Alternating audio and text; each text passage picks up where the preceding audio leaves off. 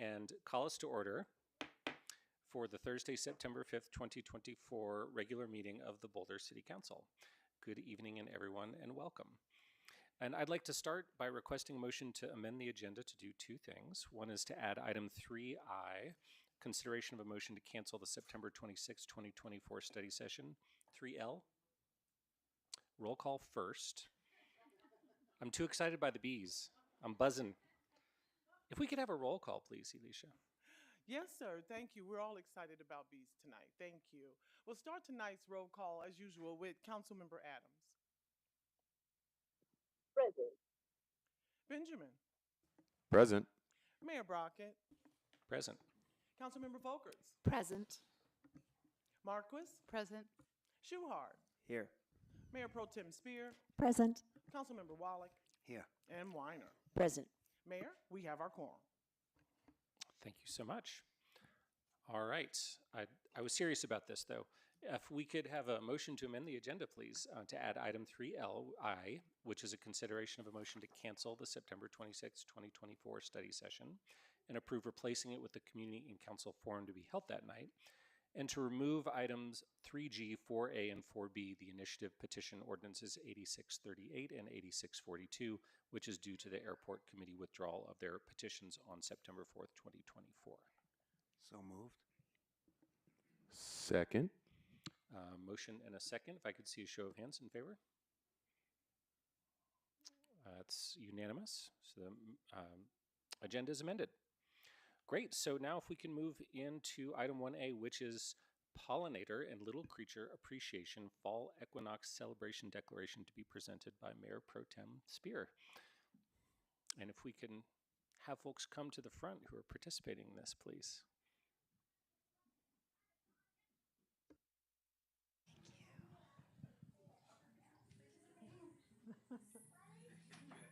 And I think tonight the bee folks are going to say a few words, and then I will read the declaration, and then we'll hear from a few more folks. So. Did you want to introduce it? Oh, I'm sorry. Okay. So we've got Tim Plass and Elise Jones. They are going to, I think, then kick us off and invite our little friends up.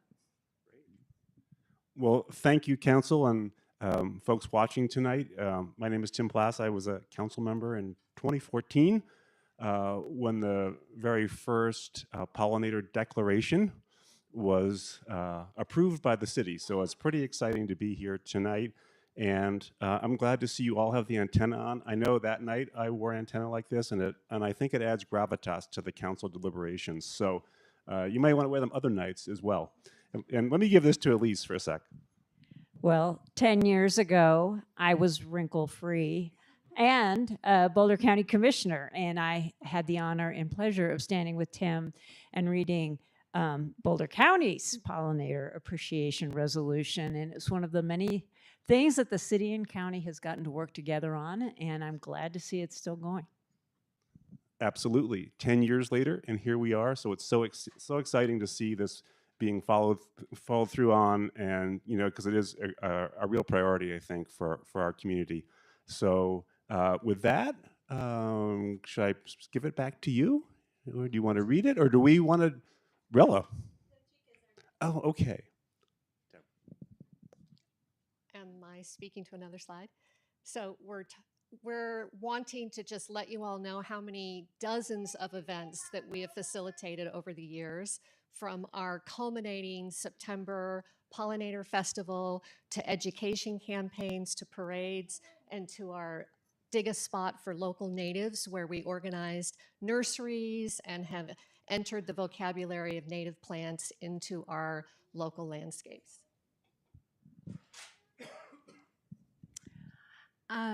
So we are going to, next slide, thank you. We had an art show last year. It was called Little Creatures, and it celebrated all sorts of insects, not only pollinators, but all kinds of creepy crawly bugs. And Dr. Sammy Ramsey from the CU Bee Lab, our entomologist from CU, was the keynote speaker, and he was terrific. Next slide. So the Bee Chicas have been working for 10 years with a a workshop or a speaking event or something pretty much each month at the library that's open and free to everybody who wants to join. And so we've had at least 80 workshops and events and engaged a lot of different people to encourage biodiversity appreciation and hopefully eventually mitigation of our climate change, which is my biggest issue. So.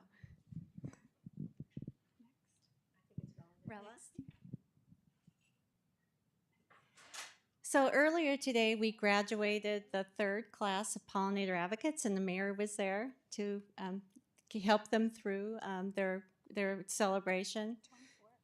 Yeah, so we have gotten 54 skilled community members through who are out there creating habitat and working with their neighbors and friends and everywhere that they go.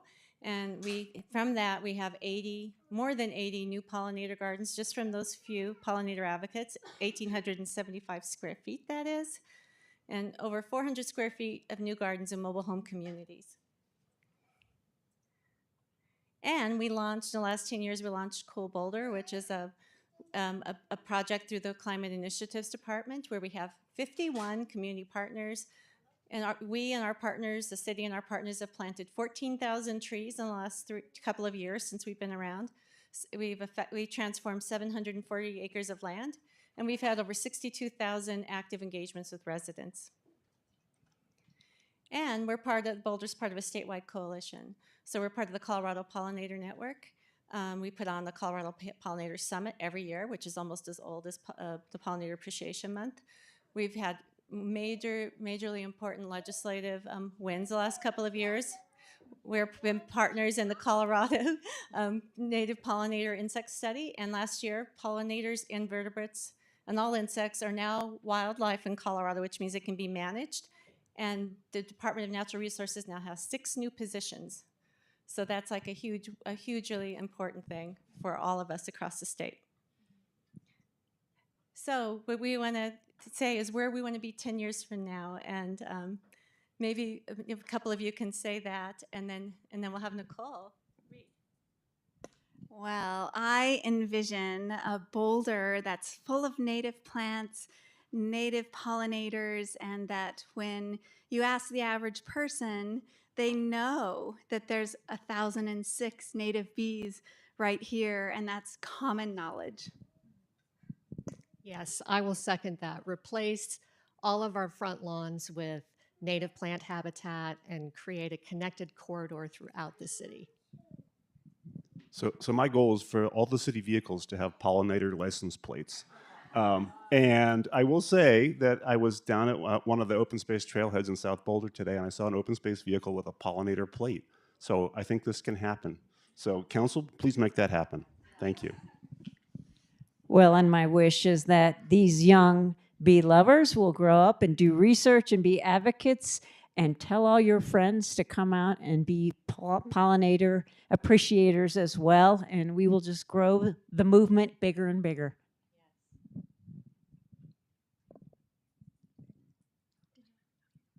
All right, and I just want to say thank you to all of you for setting up this this tradition that has honestly become one of the most fun things that we do on council. So that's exactly right. Yeah, we don't often get to wear antennae.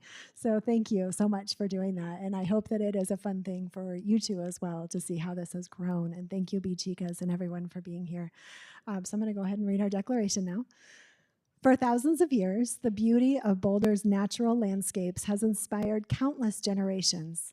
Our connection to nature provides ecological, cultural, and spiritual benefits, which also extends into our city, in our parks, greenways, gardens, homes, schools, and daily lives. In recognition of the essential role of pollinators for ecosystem health and human well-being, 10 years ago, the city of Boulder declared the first Pollinator Appreciation Month. In the past 10 years, the city has partnered with community members and local organizations to create pollinator habitat, raise awareness through events, education, art, and community-based programs. We have joined statewide efforts to create policies to conserve pollinators, including earlier this year when the Colorado General Assembly recognized that pollinators and other invertebrates are wildlife, empowering the state to take conservation and management actions. As our community enjoys the bountiful autumn harvest, and as we witness the regeneration of our grasslands, forests, meadows, and landscapes from the tireless work of pollinators, the City Council of the City of Boulder, Colorado declares September 2024 Pollinator Appreciation Month and commits to ongoing and inclusive partnerships with our diverse communities to enhance climate, ecological, and community resilience that will protect pollinators and all biodiversity for current and future generations. Thank you.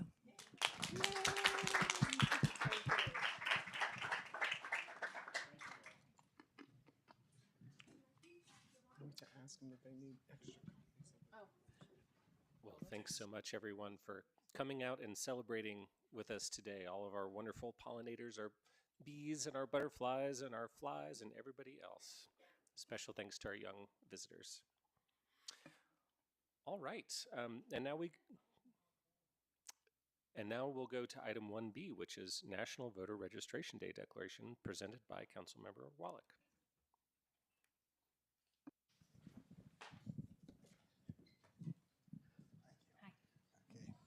I'll start. This is not the first time I've read a declaration on voter registration, but it is always an honor and a privilege to do so. Voting is the bedrock to our democracy. Without it, we would not be free, and neither our city nor our country would be able to function democratically. Having a say in your future is a basic human right, and we believe that it should be accessible and protected at all costs. Centuries of tireless work has expanded voting rights and access. Nevertheless, the systems for participation in our democracy still maintain barriers for access or outright deny many members of our community their right to vote. Everyone deserves a say in their government, and it is up to us to make sure that voting is a universal right, which includes exercising the right to vote for those who can. While the United States lags many other countries in voter turnout, the state of Colorado leads the nation in voter turnout and universal mail-in ballots.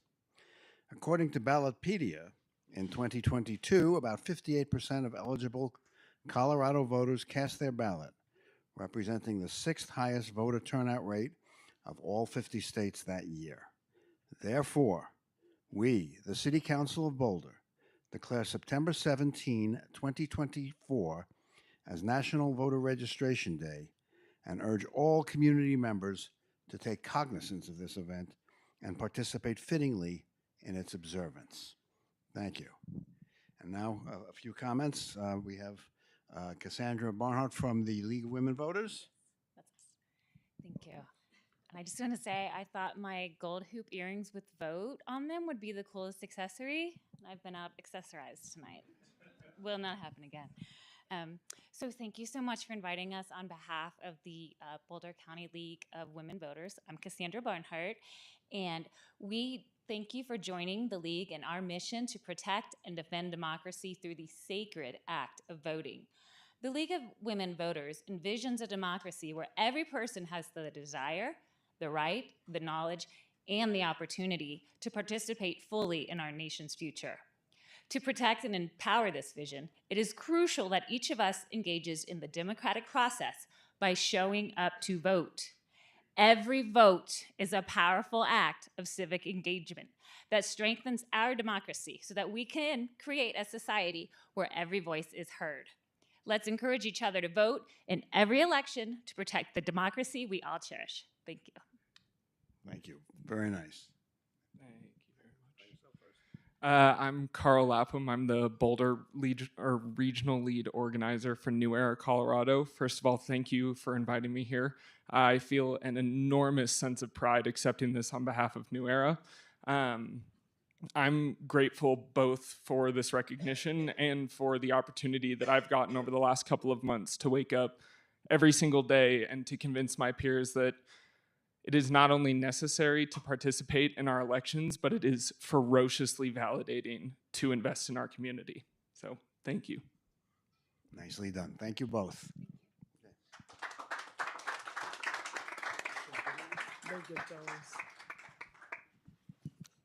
Thank you for being with us to celebrate that important occasion.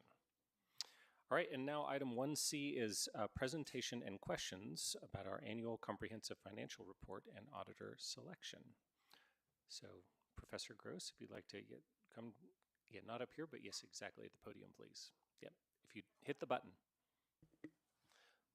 Hi. So this is a hopefully very boring but very necessary Audits part. are never boring, but if you can get into the microphone, please. Oh, sorry. Okay. My name is David Gross, and I serve on the Boulder City Council Audit Subcommittee. I'm a finance professor at Leeds. My PhD is in financial economics, and separate from my academic activities, I do this kind of audit, accounting, and financial oversight for many different organizations, and this is my 6th year on the city's audit committee. The audit committee consists of Taisha Adams, Mark Wallach, and myself as the outside expert. And it's our job to assess and interpret the audit of the city's 2023 fiscal year financial statements. It is not the job of this committee to in any way assess the stability or health of the financial position of the city, or to assess priorities or efficacy of financial activities. This is, of course, the job of the council and all Boulder citizens, but without the work of this committee, this would not be possible. The motion on the consent agenda for later this evening is to approve and accept the City of Boulder's 2023 audit and the annual comprehensive financial report, the ACFR. And so what I'm going to do is give a brief description of the process that led us to where we are right now, and then open for any questions. So first, the city staff records every single financial transaction as they occur. Am I moving away from, can you hear me on the microphone? Okay, good.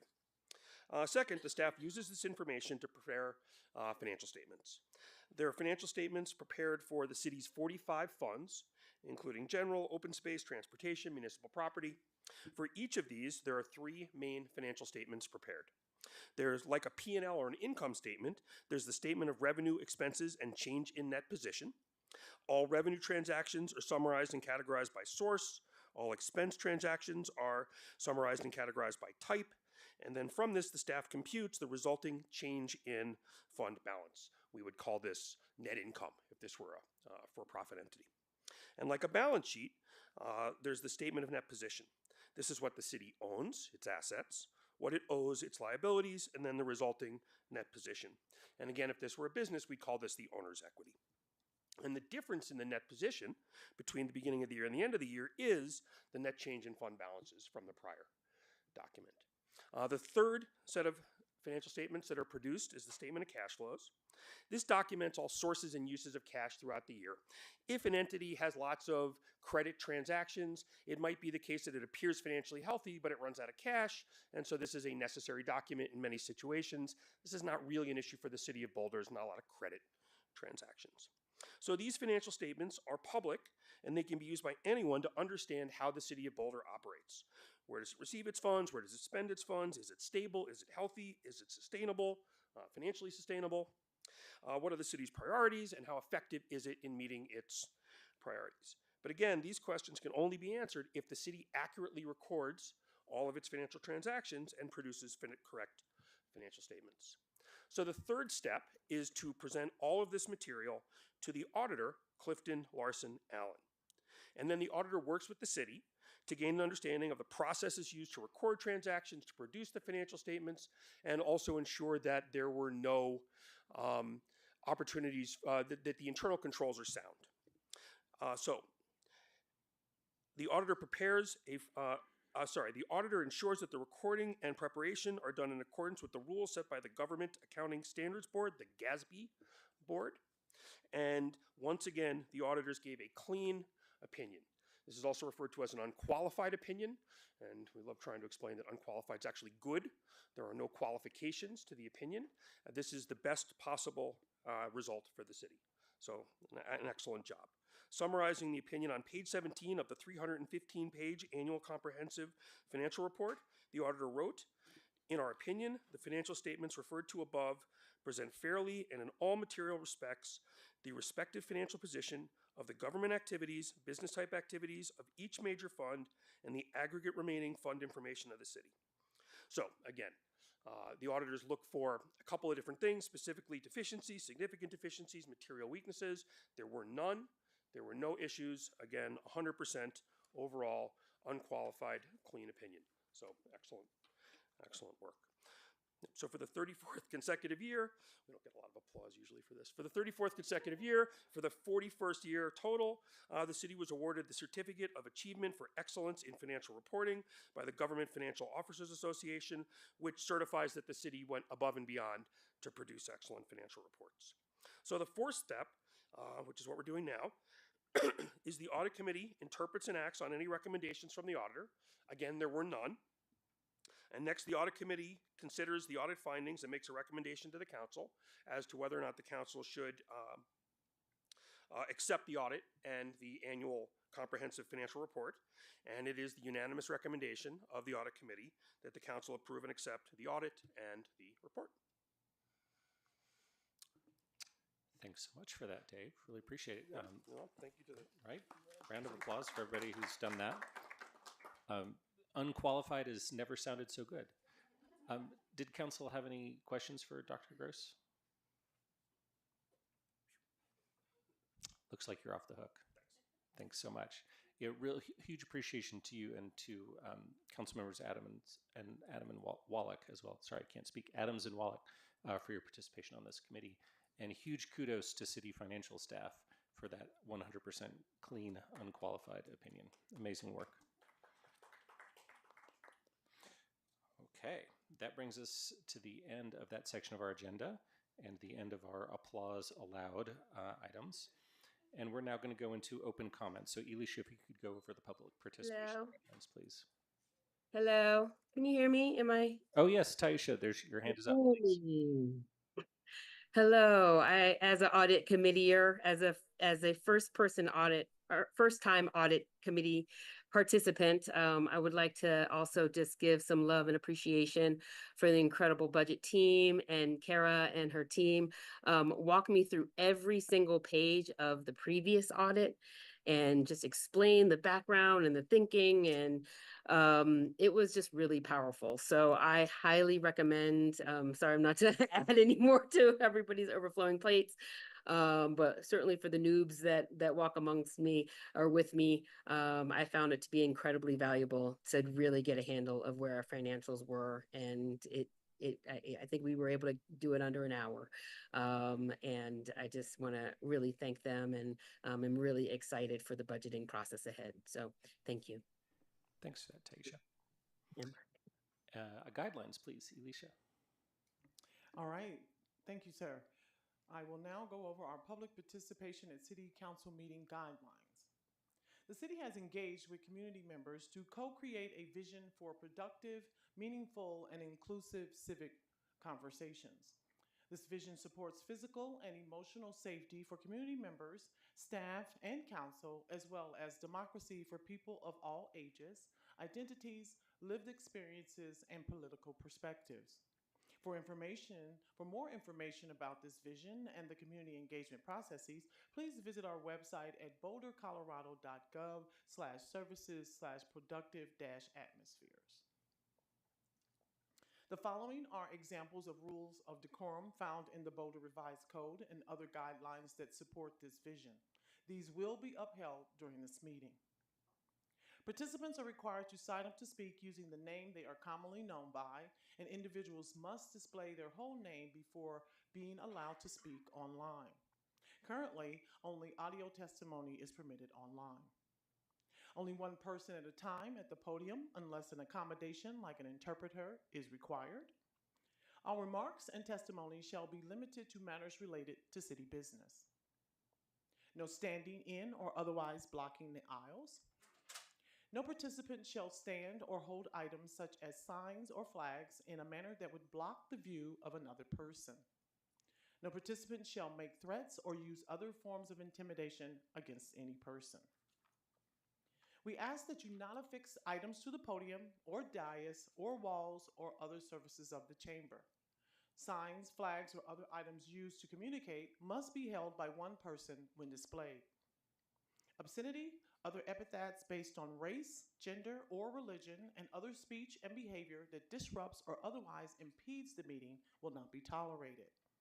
And lastly, in-person participants are asked to refrain from expressing support or disagreement verbally or with sounds such as applause or snapping, with the exception of declarations. Traditionally, support is shown through American Sign Language applause or jazz hands. Thank you for listening, and we appreciate your presence. Thanks for that, Alicia. We've got 12 people signed up in person and 4 virtual. For the people in person, please come down as you hear your name approaching, and each person will get 2 minutes to speak. Our first 3 speakers are Evan Ravitz, Robert Smoke, and Tom Mayer.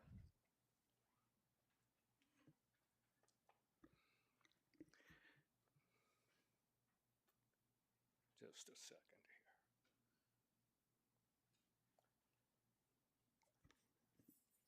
Since you celebrated Constitution Day, 2 months ago I said the only law respected here is kiss up and shit down. Here's one way the city shat on the Constitution. I came here in 1978 with a VW bug and $30. I performed my tightrope show on the mall and later from Alaska to Guatemala. In 1979, 1980, and 1982, the old Mall Commission had police stop my and others' shows until a lawyer discovered the commission had only advisory power and had denied us constitutional due process. Council rewarded this shitting down by giving them licensing power in 1983. I wasn't about to kiss the asses who shat on me. Some of you have. They include mall designer Richard Foy and disgraced councilmen Richard Polk and George Karakihian. So I performed out of town for years. My lawyer finally convinced the commission that free entertainment was good for business, and I resumed work in 1985, but with much more competition. So I never bought a home, had a family or health insurance, and sold my car. So the city wrecked lives. Now the city has wrecked my health by wasting 6 years of my time trying to get you to fix the online petitioning voted by 71% into the city charter. So I am angry. Anger has survived 1,000,000 years of evolution for good reasons. St. Thomas Aquinas said, if you can live amid injustice without anger, you are immoral as well as unjust. Thank you. Our next 3 speakers are Robert Smoke, Tom Mayer, and Leslie Glustrom. Hello, my name is Rob Smoke. Is that all right? I live in Boulder, and I guess I'm happy to be here tonight, although I feel like the news from Palestine, Israel-Palestine, and in particular Gaza and the West Bank now is really upsetting. It's really hard on a lot of people living here. Yesterday, the city of Portland, Maine, unanimously passed a resolution in support of divestiture. And this city, I mean, I am Jewish, and there's a phrase in Yiddish, I guarantee it's not obscene in any way, shape, or form, but as I recall, as I did study Yiddish a little bit, it's Stut dein Kap in Räder und du wachst wie Sibylle. Big shout out to my friends in Vienna. It means go stick your head in the ground and make a noise like an onion. And it's something that I have to say to people when they say, I'm anti-Semitic. And it's a little hard to take. My great uncle, Max Zaritsky, I have a photo of him standing next to Harry Truman at the signing of the Congressional Declaration on May 14th, 1948. And my grandfather, Jacob Rich, he was editor of the Jewish Daily Forward most of his life. And we spoke of these things together often, the issues with Israel and Palestine. And I just want to say I still support the council should they come around and try to come up with a resolution in support of the people of Palestine who are suffering terribly right now. Thank you. Thank you. Now we have Tom Mayer, Leslie Glustrom, and Vern Harnish. I'm Tom Mayer. I live in Boulder. I call this piece Not of Concern, and I dedicate it to the Boulder City Council. 1864, Sand Creek Massacre. Several hundred Cheyenne and Arapaho women and children killed. Not of concern to the Boulder City Council. 1943-45, Auschwitz death camp. 2 million Jews executed. Not of concern to the Boulder City Council. 1945, atomic bombings of Hiroshima and Nagasaki. Not of concern to the Boulder City Council. 1948, Palestinian Nakba. 750,000 Palestinians expelled. 500 villages destroyed. Not of concern to the Boulder City Council. 1965-75, war on the people of Vietnam. 3 million people killed. Not of concern to the Boulder City Council. 2023-24, genocide in Gaza. Excess mortality over 180,000. Not of concern to the Boulder City Council. 2100 in the future. Environmental catastrophe extinguishes human life on planet Earth. 2 million years from now, a new intelligent species unearths a calcified testament which says, extinction of human life on planet Earth your time is up, not but of concern thank you to for the your Boulder testimony. City Council. Right, our next three speakers are Leslie Glustrom, Vern Harnish, and Lynn Siegel. Leslie? I'm not seeing her, so let's go to Vern Harnish then. Hey, Mayor, Council, Vern Harnish, resident here. Been living, playing, working in Boulder on and off for the last 60 years. Getting ready to leave again for the fourth time. I think NIWAT might, curse might have me back. But first, I just wanted to thank you over all of the years that I've seen that we have held the growth on this beautiful city and haven't turned it into Austin, Texas, where I spend a lot of time as well. And so concerns about what we might do with the airport, adding a whole bunch of other people, I've just appreciated that you guys have kept it relatively a small community. By the way, earlier this summer, I left to drive away and had to change my license plate for whatever reason. And I parked in the Metropolis parking garage and for $2.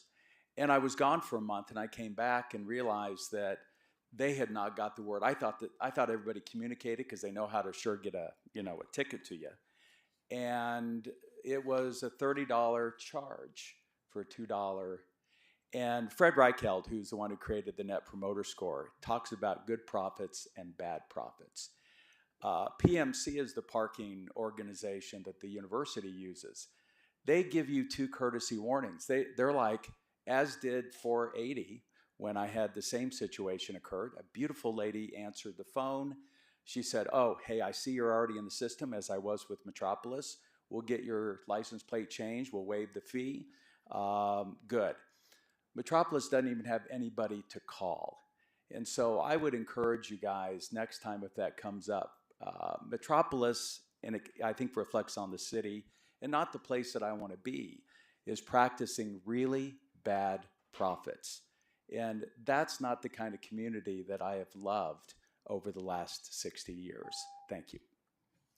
Thank you. Our next three speakers are Lynn Siegel, Michelle Rodriguez, and James Duncan. Lynn?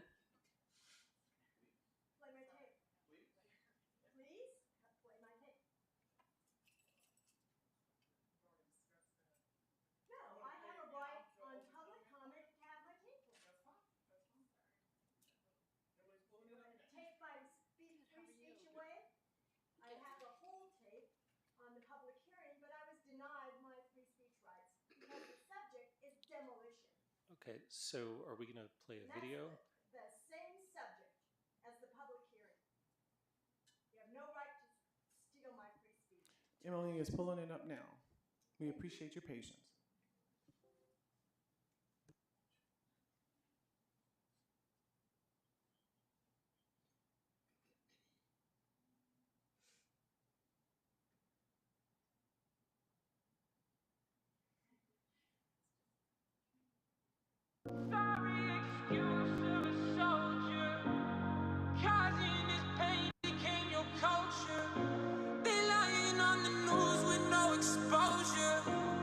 Taking our homes with bulldozers. Too many images I can't unsee.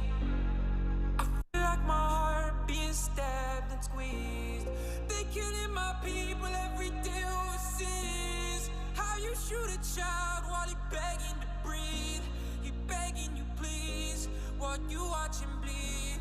Yet nobody knows who the real villains be.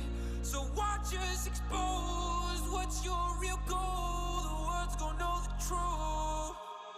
You can't erase us, dropping guns and face us. We got children braver than your men, you'll never break us. You got people brainwashed, I swear it's a holocaust. Murder women and children, then flip the script to blame. Let's talk on the news, they say it's conflict. Zionists celebrate when bombs hit. Makes me so sick, I'm nauseous. We got kids bleeding out unconscious. Call it for what it is. You murdering all these kids. You burn down where they live, and they got nowhere to go. Nowhere to go.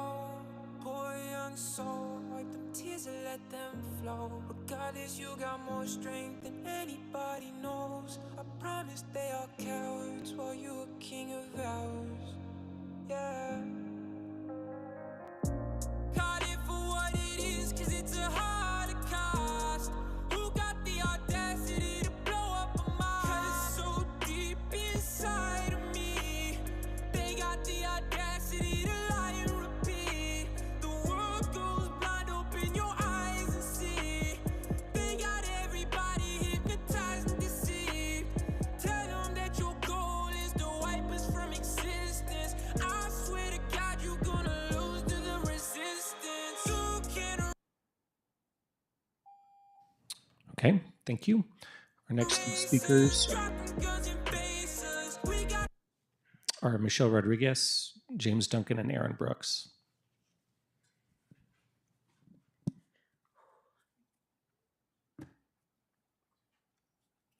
All right, Lynn, you got me. If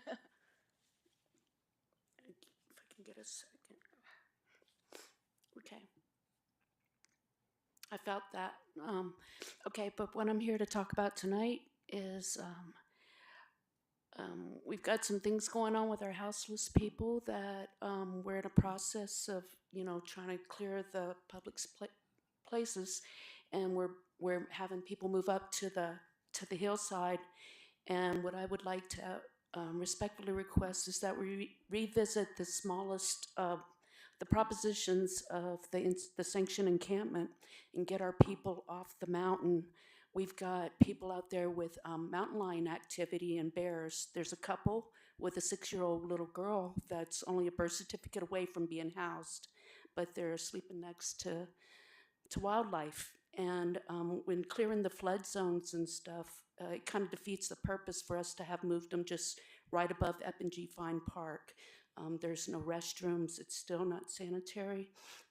Also, I'd like to say, as far as the shelter, there's a 90-day limit for people to stay in there, so nobody is safe through the winter right now.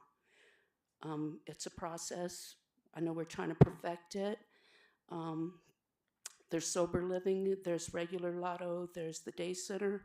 There's going to be the day center closing at 4 o'clock come winter time with people with nowhere to go if they're not in that situation. But a 90-day limit, starting from the time you sign up until the time your 90 days are over, with 1 day a month allowed for a call-in out of the shelter, makes it to where nobody's safe through the winter. We have to consider this. We have no extreme sheltering, and it's going to be a madhouse here soon. Thank you. Thank you. Now we have James Duncan, Aaron Brooks, and Hep Ingham.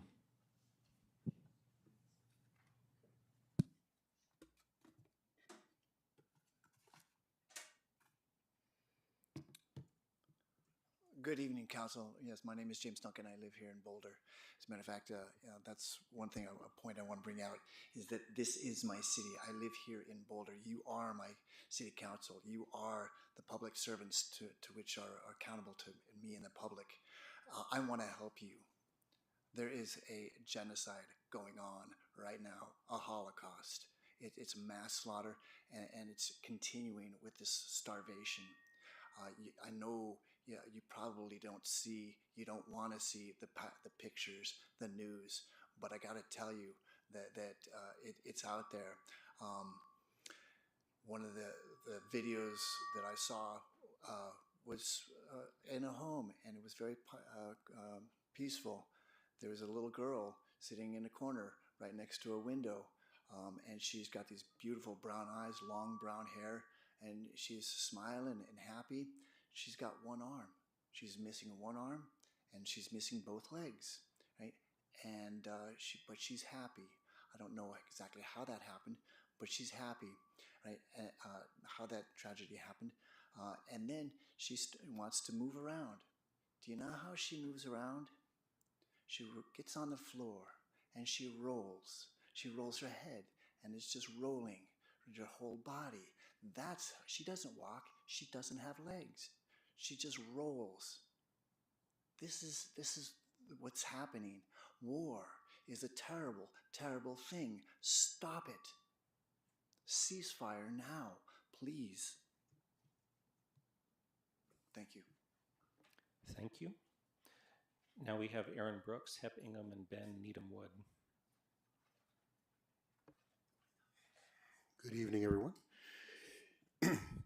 Based on watching or attending hundreds of city council meetings, and I mean that literally, here in Boulder and as well as across the country, there seems to be a misunderstanding by some in the public, and possibly even one member of this council, on how city council meetings actually work. So I thought I would offer some comments on this. You were all duly elected by the voters of Boulder to serve on city council. This means that you listen to constituents, and you, I will repeat, you make the decisions based on a majority vote. Anyone that is a resident or taxpayer of Boulder can run for a seat, and if they win a seat, they have the right to make these decisions, and they then have to sit through public comment. It is not about who comes to the most meetings, interrupts the most, rudely calls out city council members personally by name, accusing them of supporting genocide and other things, which is totally ridiculous. It isn't about doing what some members of the Rocky Mountain Peace and Justice Center did on Sunday, barging into the Labor Day parade, a family-friendly event in Louisville with obnoxious signs and Palestinian flags. There are approximately 105,000 people in this city, 105,000. It's the same handful of people that come back over and over demanding something about which you've already decided. Additionally, to me anyway, it's really sad when an issue has already been discussed by council, a clear decision has been made by the council majority, and there is still one member who can't help but nod along while the same people continually and obnoxiously badger this council, demanding a ceasefire, and then insists on relitigating an issue that has already been litigated. Further, when respectfully asked about it by their fellow council members related to council rules, they proceed to go on a 5-minute rant, and I actually timed it, it was a bit longer than that, on something they and their fellow council members have already decided. Am I good? They continually post about this to both of their, and they continually post about this to both of their Instagram pages. It is disrespectful to the community and to fellow council members. Your council has made it clear that international issues are not in your purview.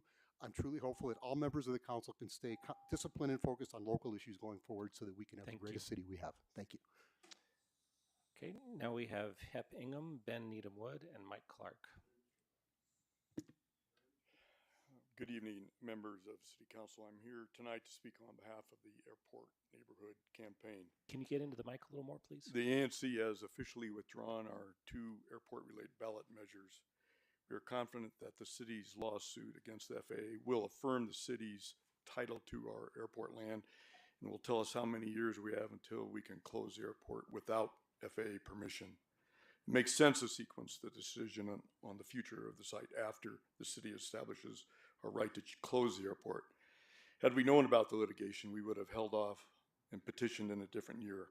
This collision in timing is just how events unfolded. We also support the city's policy of not taking FAA grant money until the litigation is resolved. We should not be seeking more grants that come with 20 years of strings attached while we are engaged in litigation to verify our right to cut those strings. It has been 4 years since the last time we obligated ourselves to the FAA. It makes no sense to give up that progress for a few $100,000 of federal money, which is a tiny fraction of 1% of the city's annual budget. Last week, the ANC hosted a second presentation by Dr. Robert Boutel about the impacts of leaded aviation fuel. And that's where we learned about how the children living near Reed Hillview Santa Clara have higher blood lead levels than what happened to the kids in Flint, Michigan. There, the Santa Clara County Commissioners did not think about the feasibility of leaded fuel, but they banned it. We should not subject another generation of kids in Boulder to this treatment. The Airport Neighborhood Campaign looks to continue our work with council, staff, and the broader public on these issues. We thank you again for your contribution to this impactful conversation about land use, the airport, affordable housing, and our values as the city of Boulder. Thanks. Thank you. Our last 2 in-person speakers are Ben Needham Wood and Mike Clark. Thank you all so much for your service and for having me here tonight. My name is Ben Needham Wood, and I'm the Artistic Director for Boulder Ballet. I'm here tonight to advocate for arts funding, particularly as it pertains to ballot measure 2A from the 2023 ballot. At Boulder Ballet, we do our best every year to curate a full season. Lots of fun, lots of joy, and also a lot of expression. But we also get invited to a lot of other events. Last year, we were asked to participate in the tribute event for Mental Health Colorado, helping to raise awareness for mental health needs. Next week, we're actually going to be performing at a fundraiser for the Stout Street Foundation in Denver, which helped to support those addicts struggling with recovery. These kinds of events often look to the arts because there's a shared understanding that the arts help to make important moments more meaningful, and that can make a big impact. Having the opportunity to create builds confidence and self-worth. Having the opportunity to express builds empathy and understanding. And having the opportunity to gather, like we are here today, gives us an opportunity to celebrate shared values, ideals, and dreams that ultimately help us move forward. And that's what the arts provide. These are all things that the arts amplify, and these are reasons why we need to continue supporting the arts in Boulder. Our current city funding, while we're grateful for it, is only a fraction of what it is in many comparable cities. And I can speak as an employer that my artists are having to work multiple jobs just to make ends meet on a daily basis. And I am excited for the opportunity for us to give them more support to continue amplifying this important cause for our city so that we can keep celebrating and bringing joy. So much of what we heard tonight recognizes that there's a lot of hardship in the world, and the arts are a form of medication for that. They can be relief, they can be communal and beautiful, and I want to thank you for your support and your service. Thank you. Now we'll go to Mike Clark, and also I see Leslie Glustrom is in the room, so she can go after that.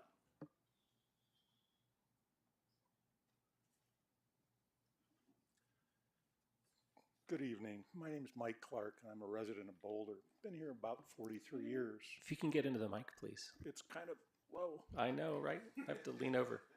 Wait, you got to start over. No. I'm here about Airbnbs and short-term rentals. In my neighborhood, which is Arapahoe Ridge, I now have 2 behind me that back up to my backyard.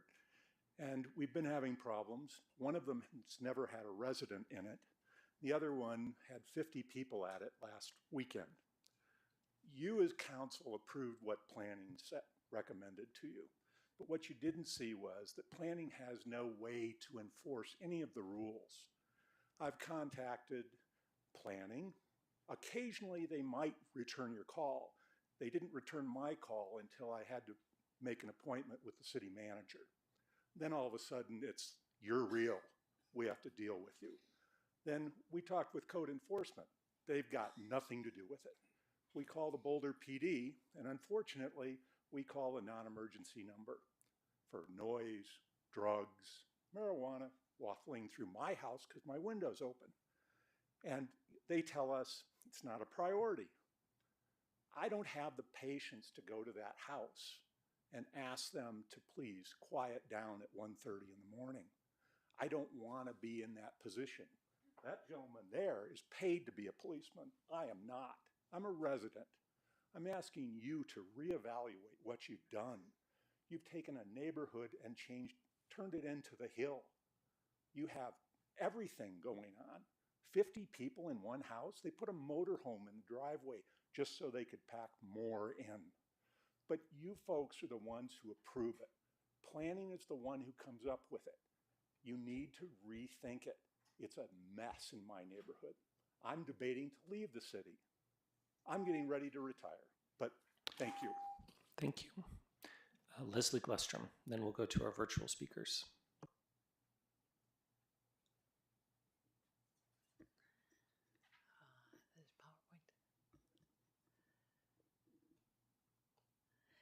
Thank you very much, Council. Leslie Glustrom. I live in Boulder, and I want to thank you for your time. The State Energy Conservation and Energy and Carbon Management Commission took half of our speakers from last night and put them on to tonight. So I've been downstairs testifying on the cumulative impacts, which they've gutted. So I apologize for not being here. As always, I want to thank you. You deal with so many issues on our behalf, and I'm really grateful. You've all seen this graph before, but you're going to see it many times more. The blue line is Excel sales. They've been basically flat for 20 years. The red line are their profits. The gray line is what their profits would have done if they'd gone up at the rate of inflation. There's obviously a huge disconnect here between the level of sales, the level of profits. I keep showing this graph created by Paul Cullinan. Thank you, Paul. I keep showing this graph because it's the only way to summarize what I've experienced in 20 years down at the Public Utilities Commission, trying to keep a monopoly utility regulated. People who work for the monopoly utility are very fine people. People who work for the commission are very fine people, but it can't substitute for competition. I heard a story as I was walking in tonight from somebody who lives in Boulder of a terrible situation with Excel and no response and blowing out his appliances, and there's just no customer service, and that's what happens when you work with a monopoly. So the question becomes, could we do better? And when our decision point comes in 2025, as it does, I'm hoping by then we will have done these 2-minute. We could go to the next slide, please. The next slide just shows all the different rate increases that I've been a part of one way or another down at the Utilities Commission. With sales flat, you can see the big number in the lower right, over 800 million more of annual revenue approved with sales flat. Now, it's a long story how that happened, but I will tell you that I wouldn't be here if I thought it was well justified. So many communities are getting much better deals, and next time we're here, we'll talk a little bit about those as we get ready for 2025. Thank you so much. Thank you. Our first 3 virtual speakers are Aram Bingham, Patty Fuster Aguilera, and Adeline Marquez.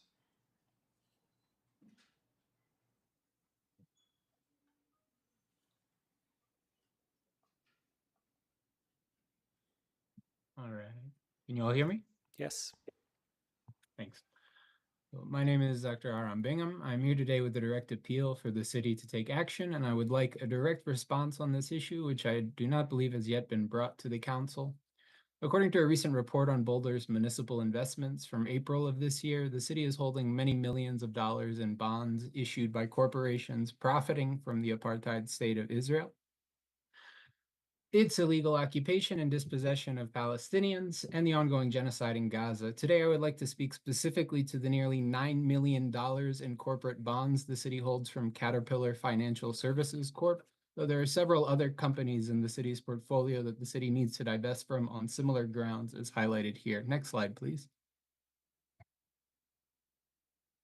Caterpillar Financial Services Corp. Is the financial arm of Caterpillar Inc., a manufacturer of bulldozers, excavators, loaders, and other heavy machinery that is widely used by the Israeli military. With a history going back to the 1967 Six-Day War and subsequent perpetual pattern of destruction of Palestinian homes, businesses, roads, water, and electricity infrastructure, farms, olive groves, and more, that has occurred in the occupied West Bank ever since.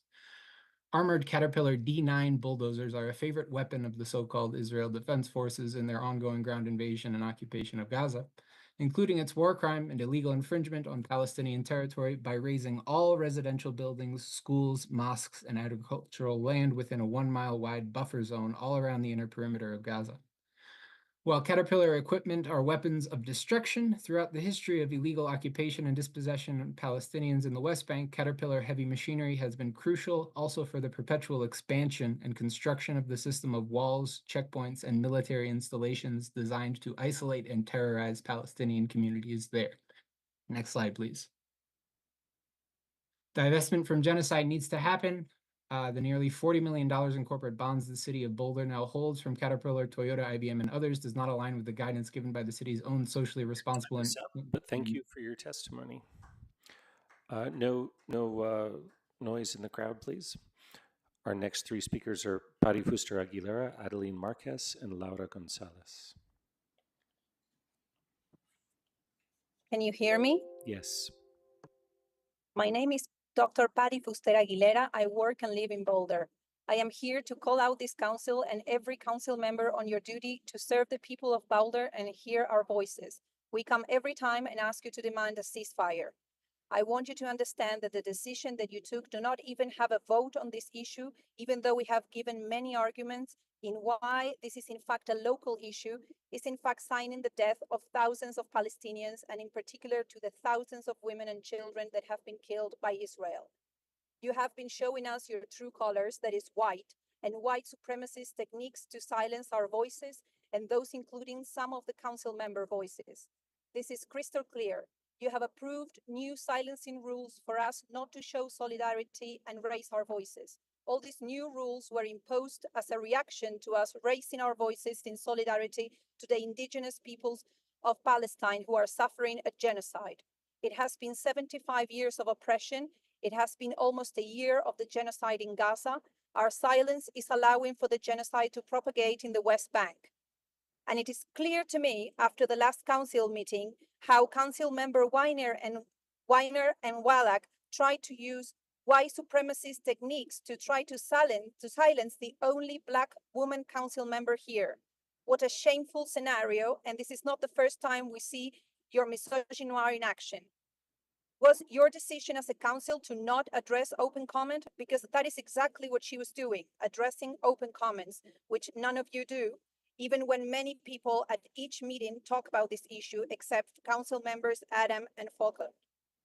If you need new issues to be brought up, I would say that yes, the news is that every day dozens of Palestinians get killed directly by bombing and shooting, and indirectly by starvation and no water or medical supplies. And to remind you that the math that Council Member Adam, thank you for your work, it is about $5.9 million that the city of Boulder is sending out. Up, thank you for your testimony. Our last two, please quiet in the audience.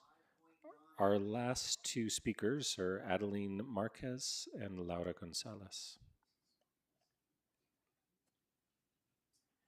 Can you hear me? Yes. Okay, I'm here to continue to ask you to support a ceasefire in Gaza and cut ties with companies that are complicit in Israel's genocide and atrocities. Recently, as someone mentioned earlier, the Portland City Council in Maine voted to divest all city funds from companies complicit in Israel's human rights violations against Palestinians. You can all do the same here in Boulder City Council. In September, we celebrate Suicide Prevention Month. We recently saw how Israel attacked the polio vaccine event for Palestinians that Israel had approved and was even involved in the coordination of. Again and again, we are witnessing this level of horrible psychological warfare against Palestinians. And this will cause significant traumas that will undoubtedly lead to more mental health issues and suicides. Not only to those living over there, but to those who are witnessing these horrible crimes and are having their mental health seriously affected here. And since this is the area that I work in, I am seeing it again and again. And the consequences are very real. Talking about suicide and mental health, just yesterday we had another deadly school shooting in Georgia, where a 14-year-old killed 4 and injured many others. Mental health will come up again and again. How many times have we not heard about it? We need gun reform now. We need investment in our communities here. And in anti-violence initiatives and not in funding genocides, war, and violent views. Yet, if the identity of the shooter were something besides white, the talk about mental health would be non-existent, and that is dangerous. We've seen it happen with when a minority person does something, the whole community pays. We see how this affected our neighbors in Aurora, who were given 6 days to evacuate because of all the fake news of Venezuelan gangs taking over. We cannot allow this discrimination and bias to continue to happen, and that's happening here in Boulder as well. So I ask you to support this anti-discrimination and bias work. Thank you. Our last speaker of the evening is Laura Gonzalez. Can you hear me? Yes. Well, I was starting to plan a speech, but I saw the beautiful children trying to protect the bees, and honestly, that brought me a little bit of hope. In this space where you have continuously shown that you have no humanity for our Palestinian children who are of the similar age, play like the kids did today, pushing each other. They also like to wear little bee things, and they like to protect the bees too. But you don't care about Palestinian children because you don't see them as fully humans. And if you do, why don't you stand up right now? If Palestinian children are humans, can you please get up? No? Folkers? Okay. So you continue to send our taxes to murder these children. These children today reminded me that I am not longer here to convince you of anything. I'm really not. I am here to make sure that your actions and lack thereof are on the record. I will make sure that future generations, including the children that we're protecting this today, your children and your grandchildren will see all these videos of city councils and know where you stood during a current Holocaust inflicted by the settler colonial state of Israel with your unconditional support.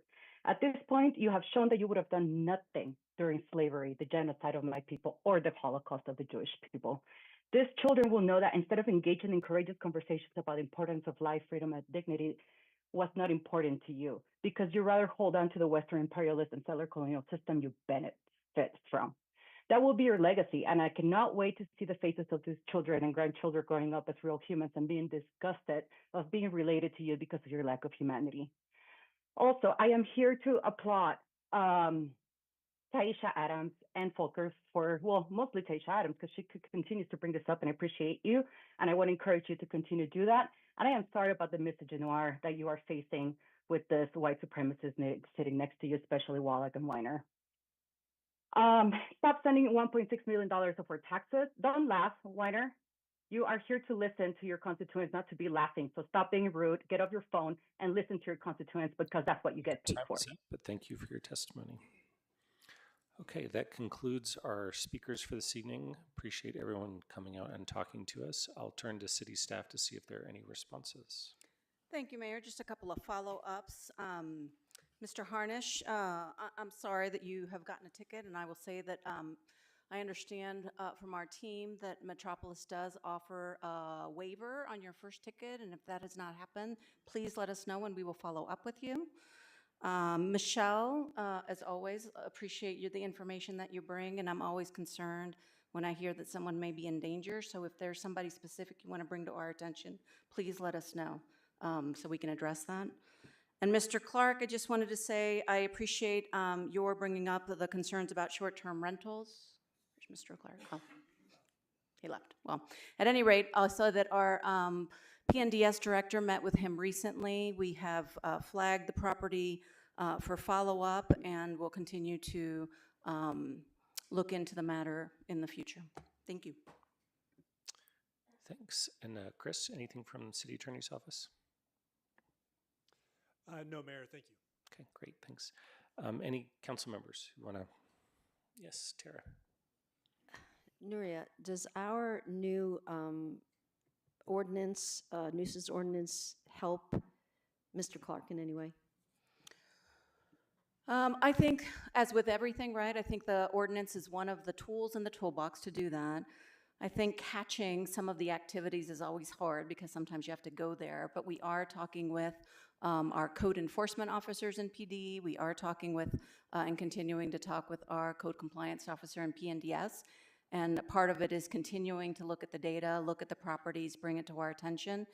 As we continue to enhance the resources that we have in the future, we hope to come to you with additional asks for resources and people power, if you will, as we continue to increase the amount of people that we have in our division of code compliance. So I do think it adds new tools, and I think it's just a matter of making sure that we're able to enforce appropriately and in the moment. So, yeah.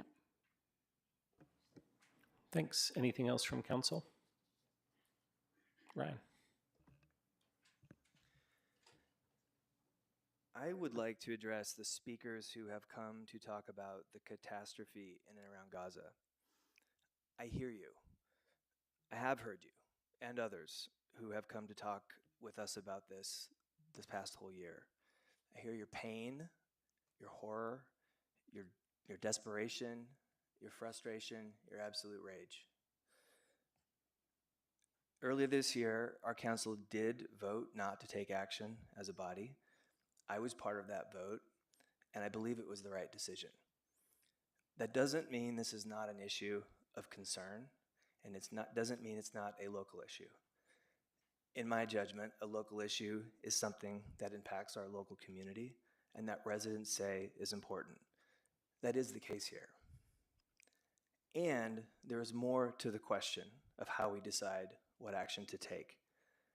Some things we have to consider include how to achieve the most for our residents with limited resources, and also how to take appropriate care when we undertake matters of great significance and sensitivity. I am not proposing any new action. Again, this is something we decided, but I do want to recognize you. We're coming up on about a year of this, and I want you to know that I hear you.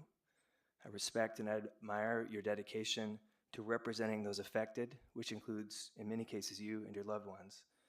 And if and when you come again, I'll still be listening. Thank you. Thanks, Ryan. Anybody else? All right, seeing none. Oh, Tara, you wanted to add in? Like Brian, I appreciate when everybody comes here, and I appreciate and listen to everything you're saying. I do object to being called a white supremacist, which I'm not. So you can tell that Ms. Gonzalez, the reason why I roll my eyes is because, frankly, I don't really want to fight back. I don't feel like it's my job. I mean, I'm here as a municipal legislator.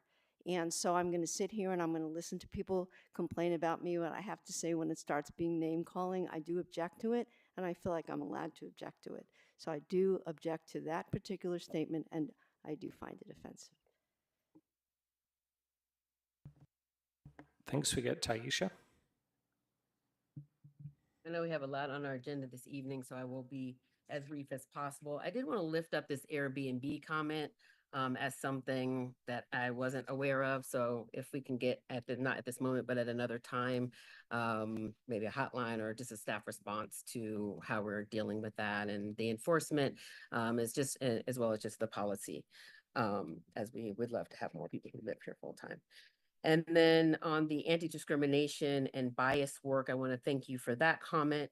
I commend the efforts of the city in centering training and developing meaningful tools like the racial equity tool.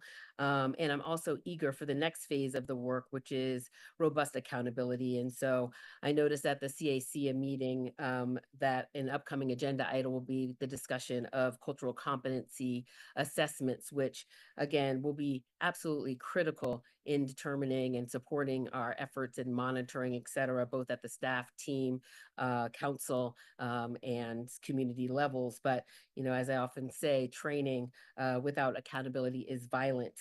I'm also looking forward to some differentiation, DEIJA 101, feels like Spanish 101 forever, and not being able to move forward it really hurts our ability to move and to deepen that work. I'm also eager to hear more and work more deeply with the Human Relations Committee and start to navigate how we consider and address both the monitoring reporting and enforcement of our very robust and beautiful words. But again, words without accountability is violence.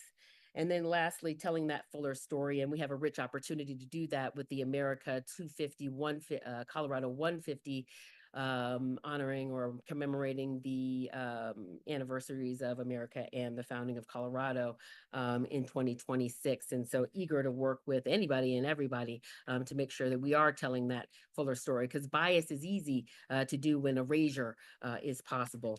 And then lastly, I return again, thanking those who have commented, including my council members, fellow council members on this issue. I remain firm in the evidence, the extensive evidence that has been provided that this is a local issue, just as we speak to state issues and also federal policies like ARPA and IRA, et cetera, which we oftentimes lift up and talk extensively about.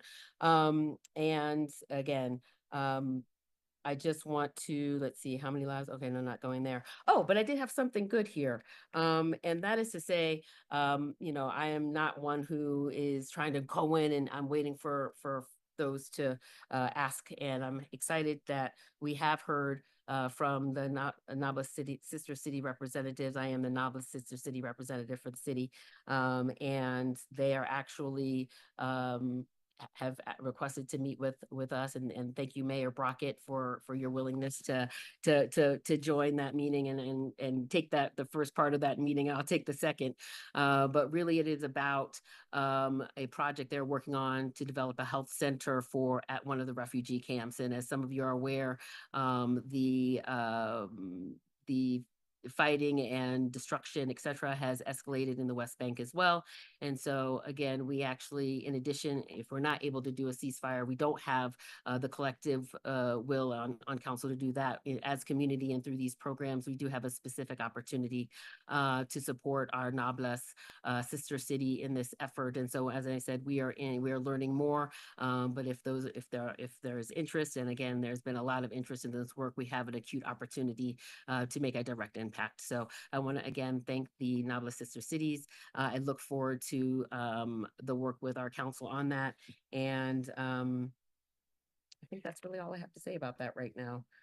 So thank you very much. We have a long meeting. I probably had more to say, but that's all I have right now. Let us choose justice over order. Thank you. Thanks, Taisha.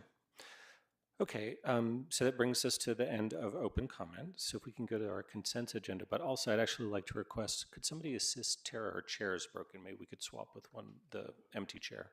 So maybe somebody from back there could assist with that.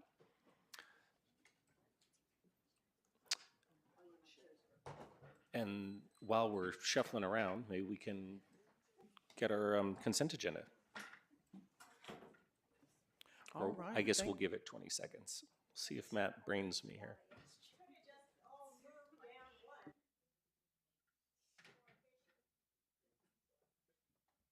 Thanks,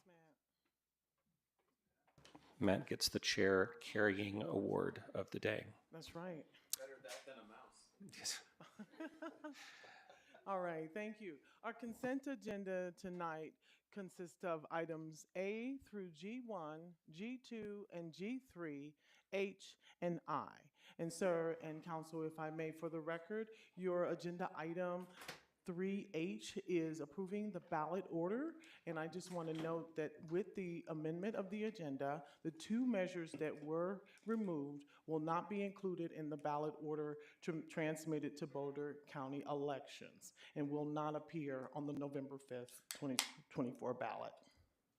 Thanks for that. Any questions or comments on the consent agenda? Mark? I was a little confused in reading the regulation of horses and livestock. Can somebody in 30 words or less tell me what's the actual impact of this? Are we expanding the area for horses? Do you have an answer for us, Chris? I believe from What the are we city doing? attorney's office, we have Janet Michaels is online. Janet, can you answer answer Councilmember Wallach's question about what that is about? I can. Thank you for the question. Janet Michaels with the City Attorney's Office. We are expanding. Open space in mountain parks is expanding the horse regulations. So just briefly, a history is that in 2016, OSMP completed a trail study for, let me get to my memo, the trail study for the West Trail Study Area Plan and El Dorado Mountain Dowdy Trail. And at that time, they enacted horse regulations, and those are in 8-3-7, and there's a map that's linked to 837 that identifies where horses are allowed in those areas. Since that time, pardon me, since that time, they have completed the North Trail Study Area Plan and the Gun Barrel Hill Site Management Plan. So what this amendment does is expands the horse regulations because they've completed those. And so it addresses the horse regulations in those 2 additional trail study areas. Does that answer your question? Yeah, and I just have one follow-up question. It looks like from the maps a fairly substantial amount of OSMP land permits off-trail access by horses. And I'm not quite sure what this means. Hikers are always admonished to stay on trail in order to not damage open space. What's the impact of horses going off trail? Yeah, I'm going to see if any of our colleagues from Open Space and Mountain Parks are here that can address that. Horses aren't allowed, for instance, in in habitat conservation areas. Horses generally stay on trail, and what the Open Space and Mountain Parks does is sign the trails to indicate where they are authorized, where horses are authorized to go off trail. But if there's anybody from OSMP that can help fill in the blanks here, that would be great. And I might suggest maybe they could get back to us, or do you feel it's necessary to vote on? I'm sorry? Could they get back to us with more information on that? We can do this offline. Okay, great. Okay, thank you. Thanks for assisting, Janet. Is that You're good enough welcome. for now? Mark? Good. Okay, great. Tina, did you have something? No? Any other questions or comments on the consent agenda? Seeing no hands, maybe a motion? I'll move to approve the consent agenda. Second. Got a motion and a second. Elisha, can we do a roll call, please? Yes, sir. Thank you. We'll start tonight's roll call for the consent agenda items A through G1, G2, and G3, H and I, with you, Mayor Brockett. Yes. Councilmember Folkers. Yes. Marquis. Yes. Shuhart.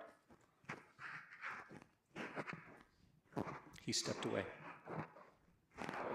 Mayor Pro Tem Spear. Yes. Councilmember Wallach.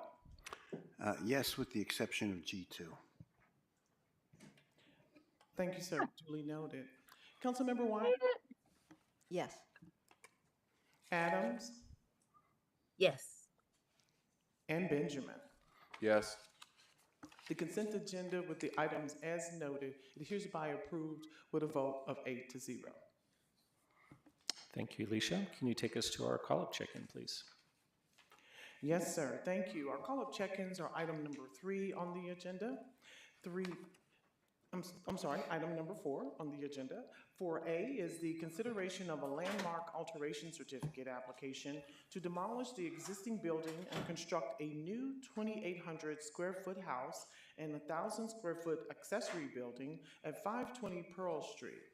This is referenced under HIS 2024-00152, a non-contributing property in the West Pearl Historic District, pursuant to Section 9-11-18 of the Boulder Revised Code 1981, and under the procedures prescribed by Chapter 1-3, Quasi-Judicial Hearings, BRC 1981. Any questions, comments, or desire to call this up? Not seeing any hands raised, so I think no action on that one. All right, thank you, sir. Next on tonight's agenda is item number 5, our public hearings. 5A is the second reading and consideration of a motion to adopt ordinance 8646, designating the property at 1836 Pearl Street, City of Boulder, Colorado, to be known as the Thelma May Do House as an individual landmark under Chapter 9-11 Historic Preservation, BRC 1981, and setting forth related details. And I'll send that straight over to Marcy. Thank you. Thank you, and good evening, Council. I'll begin by going through the procedure for the quasi-judicial hearing. Do you want to just introduce yourself first? I'm so sorry. Marcy Gerwing, Principal Historic Preservation Planner in the Planning and Development Services Department. Thanks, Marcy. Good evening. All right, so the procedure for quasi-judicial hearings begins with council members noting any ex parte contacts. And so I'll just pause now rather than asking members to go individually. If there are any ex parte contacts for this property, any conversations or site visits you may have made to 1836 Pearl Street. Anybody? Great. Not seeing any. Seeing none, we'll begin with a staff presentation followed by any questions from council. The applicant is then here to make a presentation followed by council questions. And then the public hearing is open for community member comments and council questions. After the last public comment speaker, the applicant may respond to anything that was said. And then the public hearing portion is closed and council discusses. A motion requires an affirmative vote of at least 5 members to pass, and motions must state findings, conclusions, and a recommendation. And finally, a record of the hearing is kept by staff. As part of the quasi-judicial process, the criteria for your decision is found in 911.6 of the Boulder Revised Code, and that is focused on whether the designation meets the purposes and standards of subsection 911.1a and section 911.2 of the Boulder Revised Code in balance with the goals and policies of the Boulder Valley Comprehensive Plan. Looking at those 2 code sections, the first defines the purpose of the Historic Preservation Code, which is to preserve, protect, and enhance historically significant buildings and areas of the city reminiscent of past eras, events, or people, and to develop and maintain appropriate settings to enhance property values, stabilize neighborhoods, promote tourist trade and interest, and foster knowledge of the city's living history. The second provides the types of designations council may pass, including individual landmarks on a single site containing special character and special historic, architectural, or aesthetic interest or value. And then the third part of your criteria asks whether the designation is in balance with the goals and policies of the comprehensive plan, which sets the vision for the future development and preservation for the city and county of Boulder. The options in front of you this evening are to approve the designation by ordinance, modify and approve the designation, or deny the designation. If designated, this property will become Boulder's 217th individual landmark. Exterior changes will be reviewed through a landmark alteration certificate process, and the owners will receive a bronze plaque and be eligible for historic preservation tax credits. This application began quite a while ago in January of 2019 after proposing to demolish the building through a process with the Landmarks Board. The property owners agreed to preserve the building, and the Landmarks Board approved the relocation of the building forward on the site in order to allow redevelopment behind it.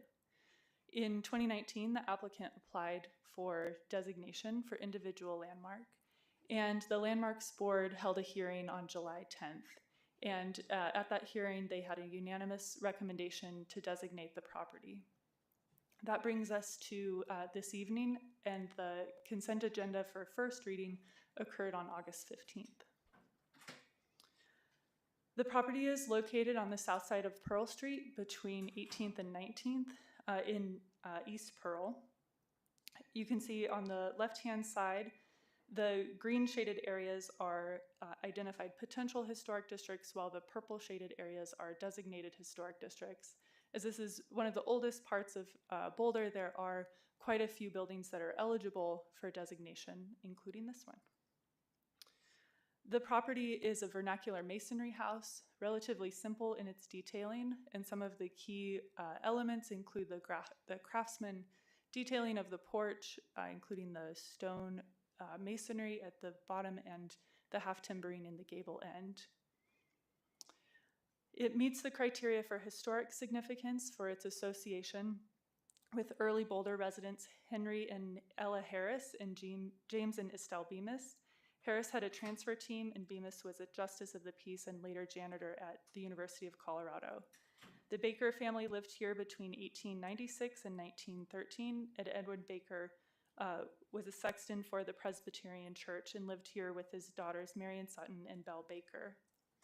Thelma Maydew is the property's longest resident, living here for more than 6 decades, starting in 1930 until her death at age of 91 in 1996. Her parents, Hal and Alma Maydew, rented the house before purchasing it in 1931. Her father worked as a house carpenter, and Thelma, her mother, and her sister, as well as her cousin, worked as laundresses, while her brother and another sister worked for an oil company. And they all lived in this house in the 1940s and 50s. The house meets the criteria for architectural significance as an example of vernacular masonry construction with craftsman elements, and the building retains a high degree of architectural integrity.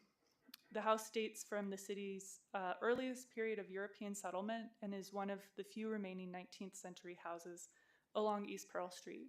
The image in the bottom right is a baseball game from 1887, and the house is shown on the right-hand side, and the building on the left is where Cure is today.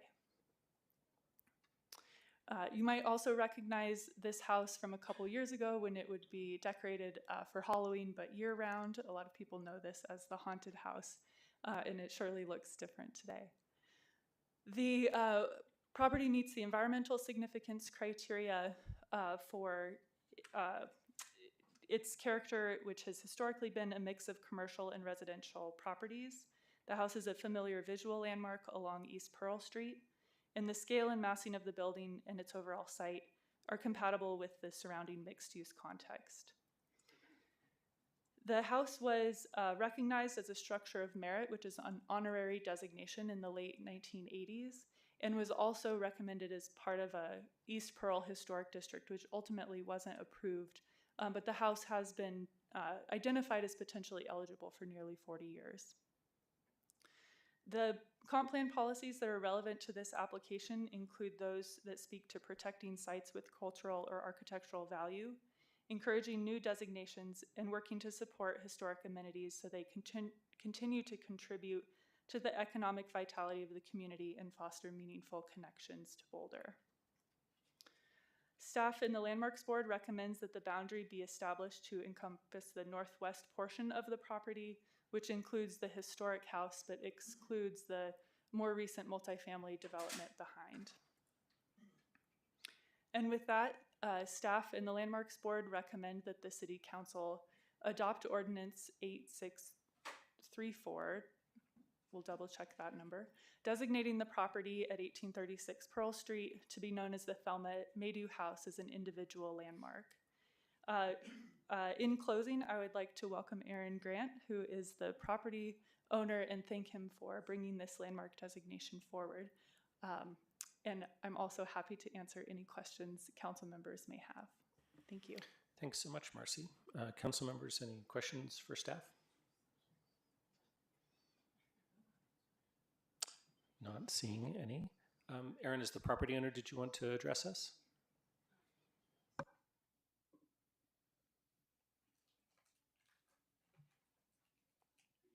If you can turn the mic on.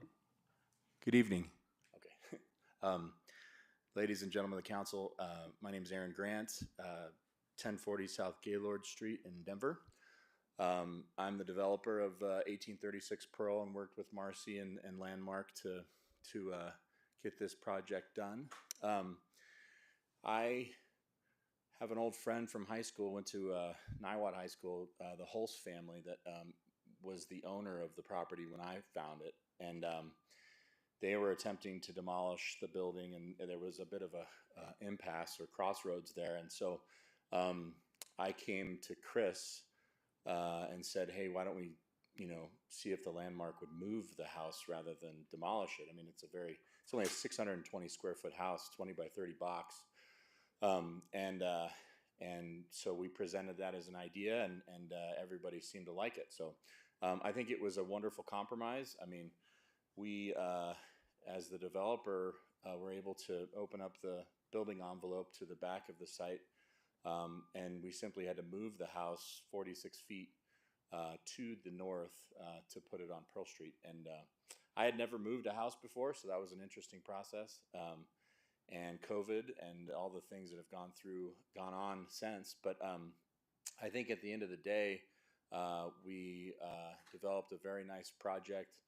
I think it's being very well received. I think it's a benefit to the community, and I'm awfully proud of preserving the house, and it's turned out to be the most interesting component of the project. So I can answer any questions if anybody has any. Thanks for that. Any questions? Not seeing any, but appreciate you being here. Great, thank you. Okay, now we'll go to the public hearing. We've got one person signed up to speak, which is Lynn Siegel. And it says, Lynn, that you're pooling with Kristen Marshall and James Duncan. Are they present? They don't seem to be present on Zoom. So, Lynn, you have 3 minutes to speak. Now is the time for you to speak. So if you'd like to speak to us now is your opportunity. You can book my time, okay, while I call him, right, Aaron? No, because this is open. This is the only time for a public hearing. And you quickly go to it. There's no warning. You know, what do you expect of a 71-year-old? All right. So, Lynn, you can either have your 3 minutes or not. Use my time while I'm calling James. Okay, we're not coming back. Start running my time. Aaron, you're in Oh, such a sure. hurry. There we go. 3 minutes have started. Gotcha.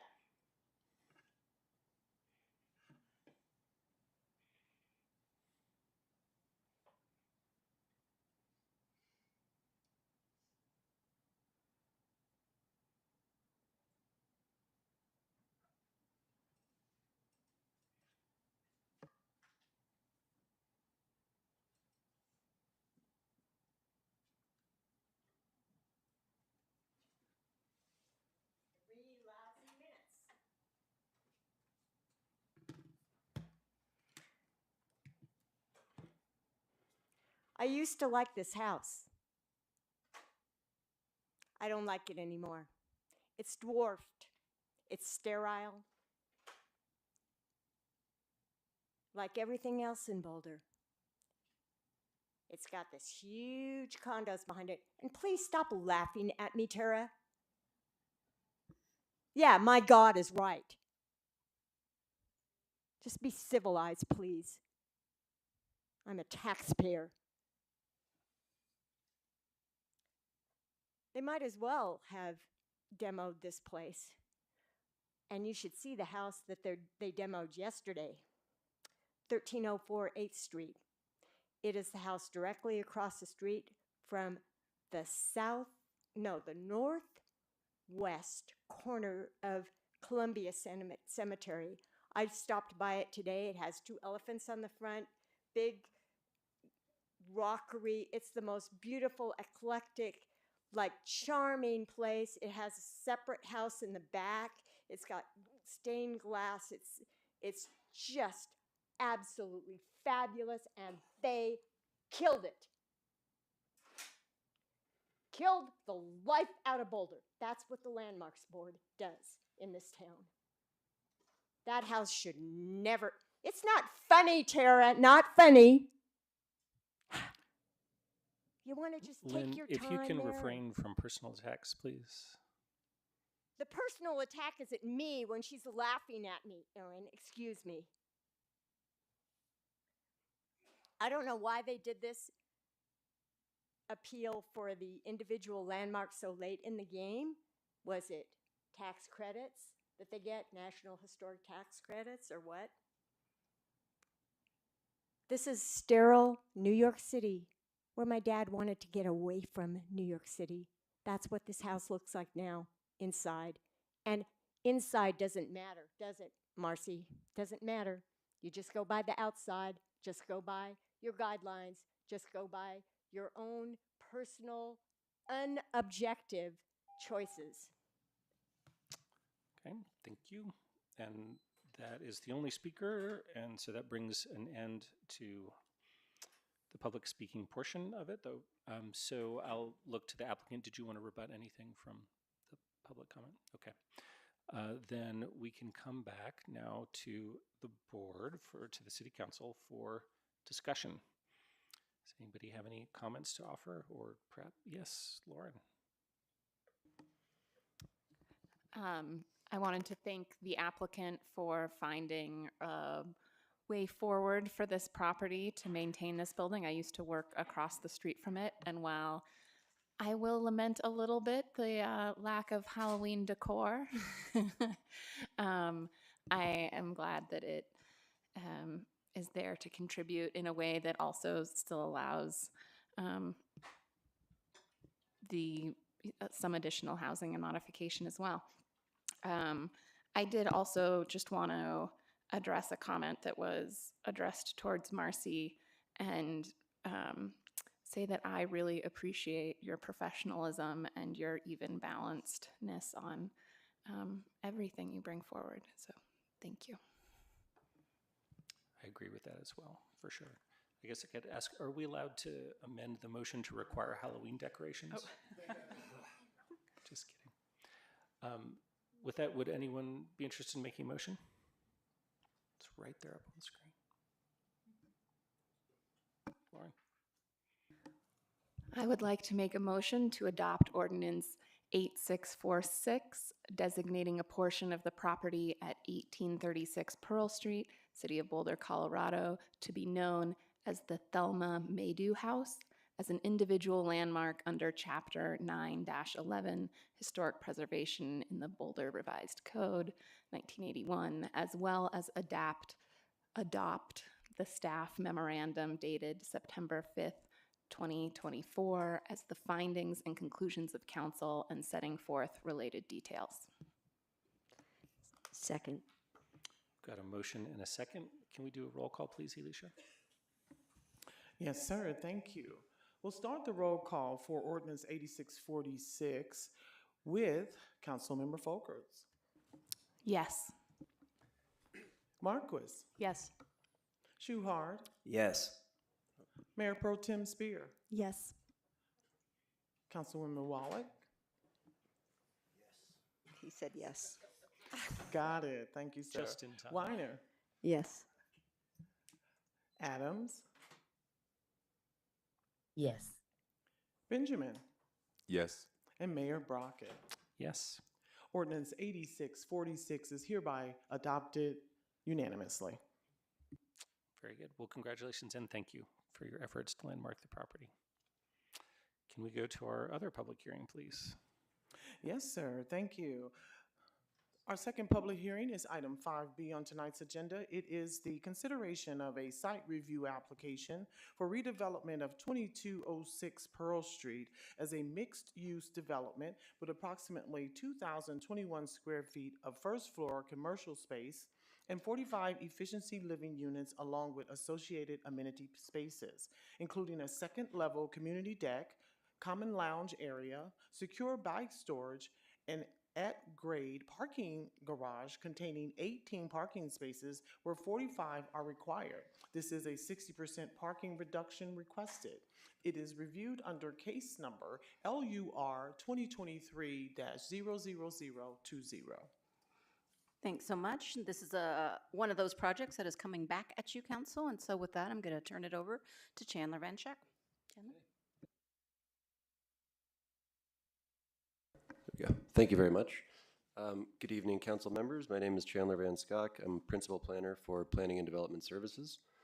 I will be presenting the site review for 2206 Pearl Street. So as Marcy went over, just a little bit on the procedure for quasi-judicial hearing. Council members note any ex parte contacts. Staff will then give a presentation and council may ask questions. The applicant will then make a presentation and council may ask questions. The public hearing is open for community member comments, and council may ask questions. After the last public comment, the applicant has the opportunity to respond to anything that was said. The public hearing is then closed, and council can discuss the decision. A motion requires an affirmative vote of at least 5 members to pass. Motions must state the findings, conclusions, and a recommendation. Finally, a record of the hearing is kept by staff. So in terms of public notification, a written notice was sent to property owners within 600 feet of the property. Notice was also posted on the property. Staff has received comments and questions from several neighboring residents. Several residents have expressed support, and several residents have also expressed concerns. Among concerns expressed by residents are not enough parking, potential impacts to the surrounding area, units which are too small to be livable, units not being affordable, and too much density. The subject property is located at 2206 and 2210 Pearl Street. The approximately 20,156 square foot property is located south of Pearl Street and north of Walnut Street between 22nd and 23rd. There are 2 commercial buildings located on the property totaling approximately 5,000 square feet.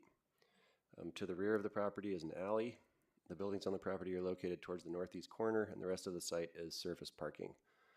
Along 22nd Street to the west of the property are parking spaces, and there are no known natural features on the site aside from the views towards the west and south of the property. This is just a closer up view of the existing property. The site's comp plan land use designation is high density residential, which are defined as areas generally located in areas planned for transit-oriented redevelopment and near major corridors and services. The uses range from attached residential to apartments and uses that are complementary services. The intensity is anticipated at more than 14 dwelling units per acre. The site is zoned MU3 or mixed use 3, which is defined as business areas that are changing to a mixture of residential and complementary non-residential uses, generally within the same building. Attached residential uses are permitted by right in this context. Density is determined by open space per dwelling unit, and there's a relatively low open space requirement. The surrounding context is characterized by mixed-use residential and commercial, as well as high-density residential development. To the north of Pearl Street are the Whittier Square condominiums. To the south are 1- and 2-story residential homes, and to the east are commercial spaces. Immediately across 22nd Street, there's a residential building converted to office and multifamily home, and Greenleaf Park is located roughly a quarter mile from the site. The site itself consists of 2 buildings and uses, as I mentioned before. Both of the uses are commercial art spaces. The site is located along the hot bus line on Pearl Street and is also within 2 blocks of 2 existing B-cycle stations. The site is also highly walkable and bikeable, surrounded by on-street bike lanes with easy access to several multi-use paths. So the proposal is for a mixed-use development with approximately 2,021 square feet of first-floor commercial space and 45 efficiency living units, along with associated amenity spaces, including a second-level community deck, common lounge area, secure bike storage, and an at-grade parking garage containing 18 parking spaces, where 45 are required. It's important to note, so there are 17 just totally regular parking spaces, then there's 1 dedicated car share space, and there are 8 tandem spaces. For folks who might not know what a tandem space is, that is a space behind a space. So when you park a car directly behind another car, our land use code does not count tandem spaces because they do not provide the required backing distance. They are allowed, but we can't count them. So if we did count them, there would be 26 spaces and it would be a 42% reduction. Per section 963B3 of the Boulder Revised Code, no additional parking is required for the floor area that is necessary to meet the required minimum depth of the first floor non-residential use, which I forgot to mention during the zoning piece, but there is a requirement in MU3 that for attached residential you have a non-residential or commercial space on the ground floor, a minimum of 20 feet deep. So they are providing that, and there is no additional parking required for that space. Just going kind of floor by floor at the ground level, there are 5 units located on the ground floor facing 22nd Street. The rest of the units are located on the second and third floors of the building. There's a plaza on the northwest corner of the lot catering to the commercial space along Pearl Street. The parking area is located on the ground floor and is screened from both Pearl Street and 22nd Street, with access provided through the alley south of the building. The alley is also designed to accommodate loading and unloading, as well as a rideshare pickup and drop-off space. Short-term bicycle parking is provided near the Northwest Plaza, as well as on the east side of the building. New landscape tree lawns are provided along the street frontages, and landscaping is provided within the building setbacks along the southern and eastern sides of the buildings. As you can see here on level 2, 2,000 plus or minus square foot common terrace, a resident common room, and 20 units with individual balconies and wall-mounted bike racks, as well as 11 storage lockers. Level 3 has a roof deck, PV solar awning, an additional 20 units, and an additional 11 storage lockers. Here are some elevations of the proposed building. The building materials palette consists of modular brick, metal store paneling, wood siding, and fiber cement paneling. So just a bit on the process background up to this point. In February 2023, the project went before Planning Board for concept plan review. 10 residents spoke, 6 in opposition and 4 in favor. The Planning Board discussed 3 key issues, which was whether the project was consistent with BVCP goals and policies. They generally found that it was, although some concerns were expressed regarding affordability. The board was split on whether they supported the proposed parking reduction, but agreed on the fact that a robust transportation demand management plan would be necessary. The board generally found that the site design was compatible with the surrounding area, but expressed a desire to see the applicant really focus on architecture, landscaping, and open space programming. Following submittal for site review and a few rounds of staff review, the project went to both the Design Advisory Board and the Transportation Advisory Board. On July 10th in 2023 was the TAB, or Transportation Advisory Board hearing. TAB expressed very strong support for the project. They found that TDM, the Transportation Demand Management and Parking Management plans, met both the Transportation Master Plan and Boulder Valley Comprehensive Plan in terms of the transportation and TDM related goals. Then 2 days later went to Design Advisory Board. There were differing opinions regarding the building design and the proposed land use. There was a lengthy discussion. The applicant took a lot of those comments to heart and included in the planning board packet where was a written response that explained some of the changes that the applicant made to the building following the DAB hearing, but they did make some changes to the design. The project then went to planning board in April of this year, April 2nd. There were 8 public comments at the planning board hearing, split between those in favor and those opposed. There was discussion on whether the proposal meets the site review criteria and the parking reduction criteria. Ultimately, the planning board voted 6-1 to approve the application with the recommended conditions, with an added condition to modify the site plan to include an outdoor covered seating area associated with the rideshare pickup spot. So that condition has been added to the conditions being recommended to council tonight. Then went to council 1 month later on May 2nd for call-up consideration. City Council voted 5-4 to call up the item for a public hearing. And that brings us to tonight. So the key issues for discussion are the same as were presented to the planning board. First key issue is the proposed project consistent with the site review criteria, including on balance with Boulder Valley Comprehensive Plan policies. And the second key issue is whether the proposal is consistent with the parking reduction criteria of the Land Use Code section 996F, as well as applicable site review criteria.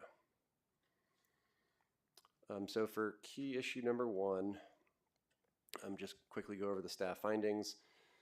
Staff finds that it's consistent with several characteristics of the sustainable urban form definition. It provides 45 efficiency living units on a site designated for high-density residential housing in the BVCP that is within close walking distance to both the Pearl Street Mall and the 28th Street corridor and is well served by transit, consistent with several aspects of the sustainable urban form definition found on page 38, including sensitive infill and redevelopment, enhanced design for all projects, energy efficient land use, energy efficient building design, reduction of single occupancy vehicle trips, integrated TDM programs, and mixture of housing types. The project incorporates site design techniques and infrastructure that support and encourage alternatives to single occupant vehicles, provides for a balance of private and common open space areas. Landscaping includes a variety of plants, colors, and contrasts. Building and siting design are compatible with the character of the surrounding area, and the project successfully creates visual interest and a vibrant pedestrian experience with simple, human-scaled, and high-quality architecture. For key issue number 2, focusing on the parking reduction criteria. As noted above, the project is requesting a 60% parking reduction to allow for 18 off-street parking spaces, which is 17 unbundled spaces for residents and 1 reserved for a subsidized car share vehicle, to be provided where 45 are required by the land use code. 8 additional tandem spaces are provided, which do not count towards the minimum required parking because they do not meet required backing distance, as I mentioned before. But these tandem spaces do effectively bring the total number of parking spaces to 26, which equates to a 42% parking reduction if they were counted. Overall, given the site's high level of walkability, the existing and proposed multimodal connections on and surrounding the site, and the applicant's robust TDM measures, including providing a subsidized car share vehicle, ample long and short-term bicycle parking, and other measures, it is anticipated that many residents of the development will not need to own a vehicle, and that the proposed parking will adequately accommodate the probable number of vehicles to be owned by residents. The applicant's also providing an alternative transportation fund, where they will offer financial incentive to residents who do not own a vehicle, subsidized car share, as I mentioned before, BECO and NECO, which are Business EcoPass and Neighborhood EcoPass membership for residents and employees, and there is nearby on-street parking for visitors. So in terms of the availability of off-street and nearby on-street parking, the applicant did prepare a parking study, which they submitted, which showed at least 84 available unrestricted, public and on-street parking spaces during the study period. And use of multimodal transportation options will continue to reduce the need for on-site parking on an ongoing basis. So both their TDM and parking management plan outline strategies to reduce the parking needs of the project and increase multimodal travel share. So with that, I will provide the suggested motion language, which is here. I don't need to read the whole thing, and I am happy to answer any questions. Thanks so much for that, Chandler. Before we proceed to questions, I'll just do a check-in. Do we have any ex parte communications to disclose? Anybody on council? Not seeing any. Then we can go to questions. I'll just remind folks that this is, of course, a criteria-based decision that we're making tonight about compliance with the site review criteria and the parking reduction criteria. So just keep that in mind as you ask your questions and consider your comments later on. Any questions? That this is a criteria-based decision that we're making tonight. So we're considering whether the project complies with the site review criteria and with the parking reduction criteria. And just to keep that in mind with your questions and your comments. Any questions? Mark? Well, a question about process. Yes. Are we not permitted to make more generalized comments about things like affordability and that sort of thing?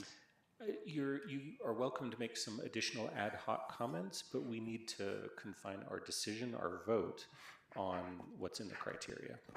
Okay, very good. Yes. Any other questions? Well, I'll ask. Yeah. Go ahead. Maybe I missed this. Oh, are any of the 18 parking spaces expected to be EV, either suitable, ready, or yeah, mostly just EV ready charging spaces?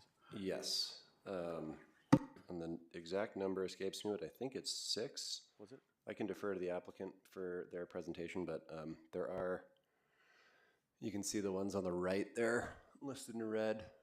There's some that are EV installed and some that are EV ready. So I think I don't have a telescope to see that. Yeah, sorry. So. I think there's 3 proposed as EV installed, and then an additional 5 that will be EV ready. Great, appreciate it. Thank you. And maybe just a follow up. So does it fully comply with our code requirements in that area? Yes. Yeah. Very good. Any other questions, Mark? And let me know if this is not an appropriate question. My recollection is that it is anticipated that the monthly rents on these apartments will be somewhere between $2,700 and $3,000 a month. Is that correct, or have I misremembered? I would have to defer to the applicant. We don't get that information. And they're going to make a presentation in a minute, so I think you can ask them Okay. at that time. I'll wait. Okay. Question for staff? Yeah, with the new legislation on parking minimums, would this area fall under that legislation when that goes into effect? Yes. So our code would be reflecting that change regardless, sort of, if this application were coming through after that. Yes, by July of next year, there would be no parking requirement for this development. So that would be a moot part of this application. Correct. And then the second piece is I remember in a different application, we talked about micro units, that there was some sort of 40% rule on that, or how does that play into this? I think it doesn't apply here, but if you could explain it to me, not as part of my decision-making process. I think what you might be referring to is that we did used to have regulations that required a use review if you were proposing more than 40% efficiency living units. But we did away with that as part of the zoning for affordable housing code update.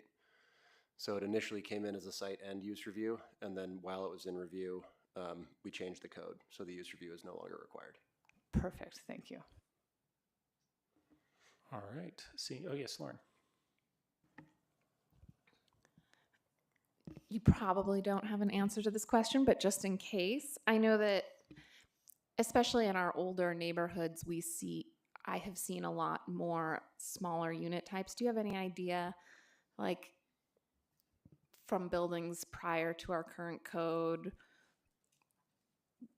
how often we see kind of this 300 square foot unit, or, with what regularity does that occur in our downtown area? I don't have an answer to that. I can try to look that up for you. But this is the first project of 100% efficiency living units that I've seen. Yeah, I think most of the projects I'm thinking of are significantly older than where I've seen this, but thank you. Okay, seeing no other questions, then I will ask the applicant to come forward for their presentation, please.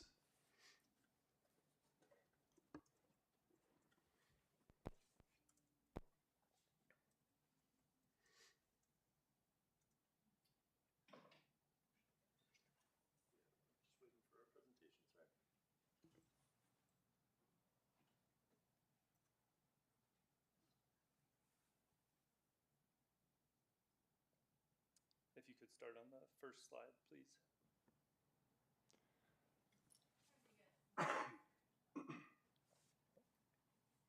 There you go. Thank you.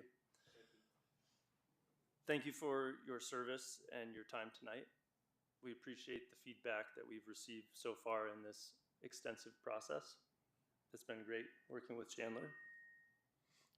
Our hope tonight is that you see that we have listened to this feedback, incorporated it, and that it results in a better project for this community. Can I just interrupt? Can you introduce yourself and then just swear or affirm to tell the truth? Oh, sorry. I'm about to introduce myself, but I'm okay. Swear to tell the truth. Thank you. Thank you. I'd like to take the opportunity to briefly introduce our team for those council members that don't know us. My name is Ross Holbrook. I'm the managing partner for Stoke Investment Group. I've lived in Boulder for close to half of my life and am currently raising a family here. I've been involved in a lot of local organizations, including Flatiron's Habitat for Humanity, and more recently, the city's Affordable Housing Technical Review Group, or TRG. If you could go to the next slide, please. Matt Macco is my business partner at Stoke Investment Group. He previously built a sister company called Stoke, which is an advisory and consulting business focusing on decarbonizing the built environment.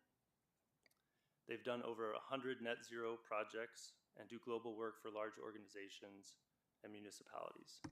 Our team is local. DTJ is a 50-plus year Boulder-based design firm. I'm sure many of you know Danica Powell at Trestle, and JVA is our structural and civil engineer. Next slide, please. Matt and I actually met 5 blocks away from this site at college at CU Boulder. We were both heavily involved in the CU real estate program. This is an early picture of us at the redevelopment of the 29th Street Mall 20 some odd years ago. We started our discussions around building this business in 2016. The political environment was different than it is today. I had just had my second daughter, and I was really focused on what the future efforts I was going to have in my career going forward. We built this business with a goal to be proud of what we build and develop. That means pride from all of our stakeholders, our residents, our investors, the environment, and this community.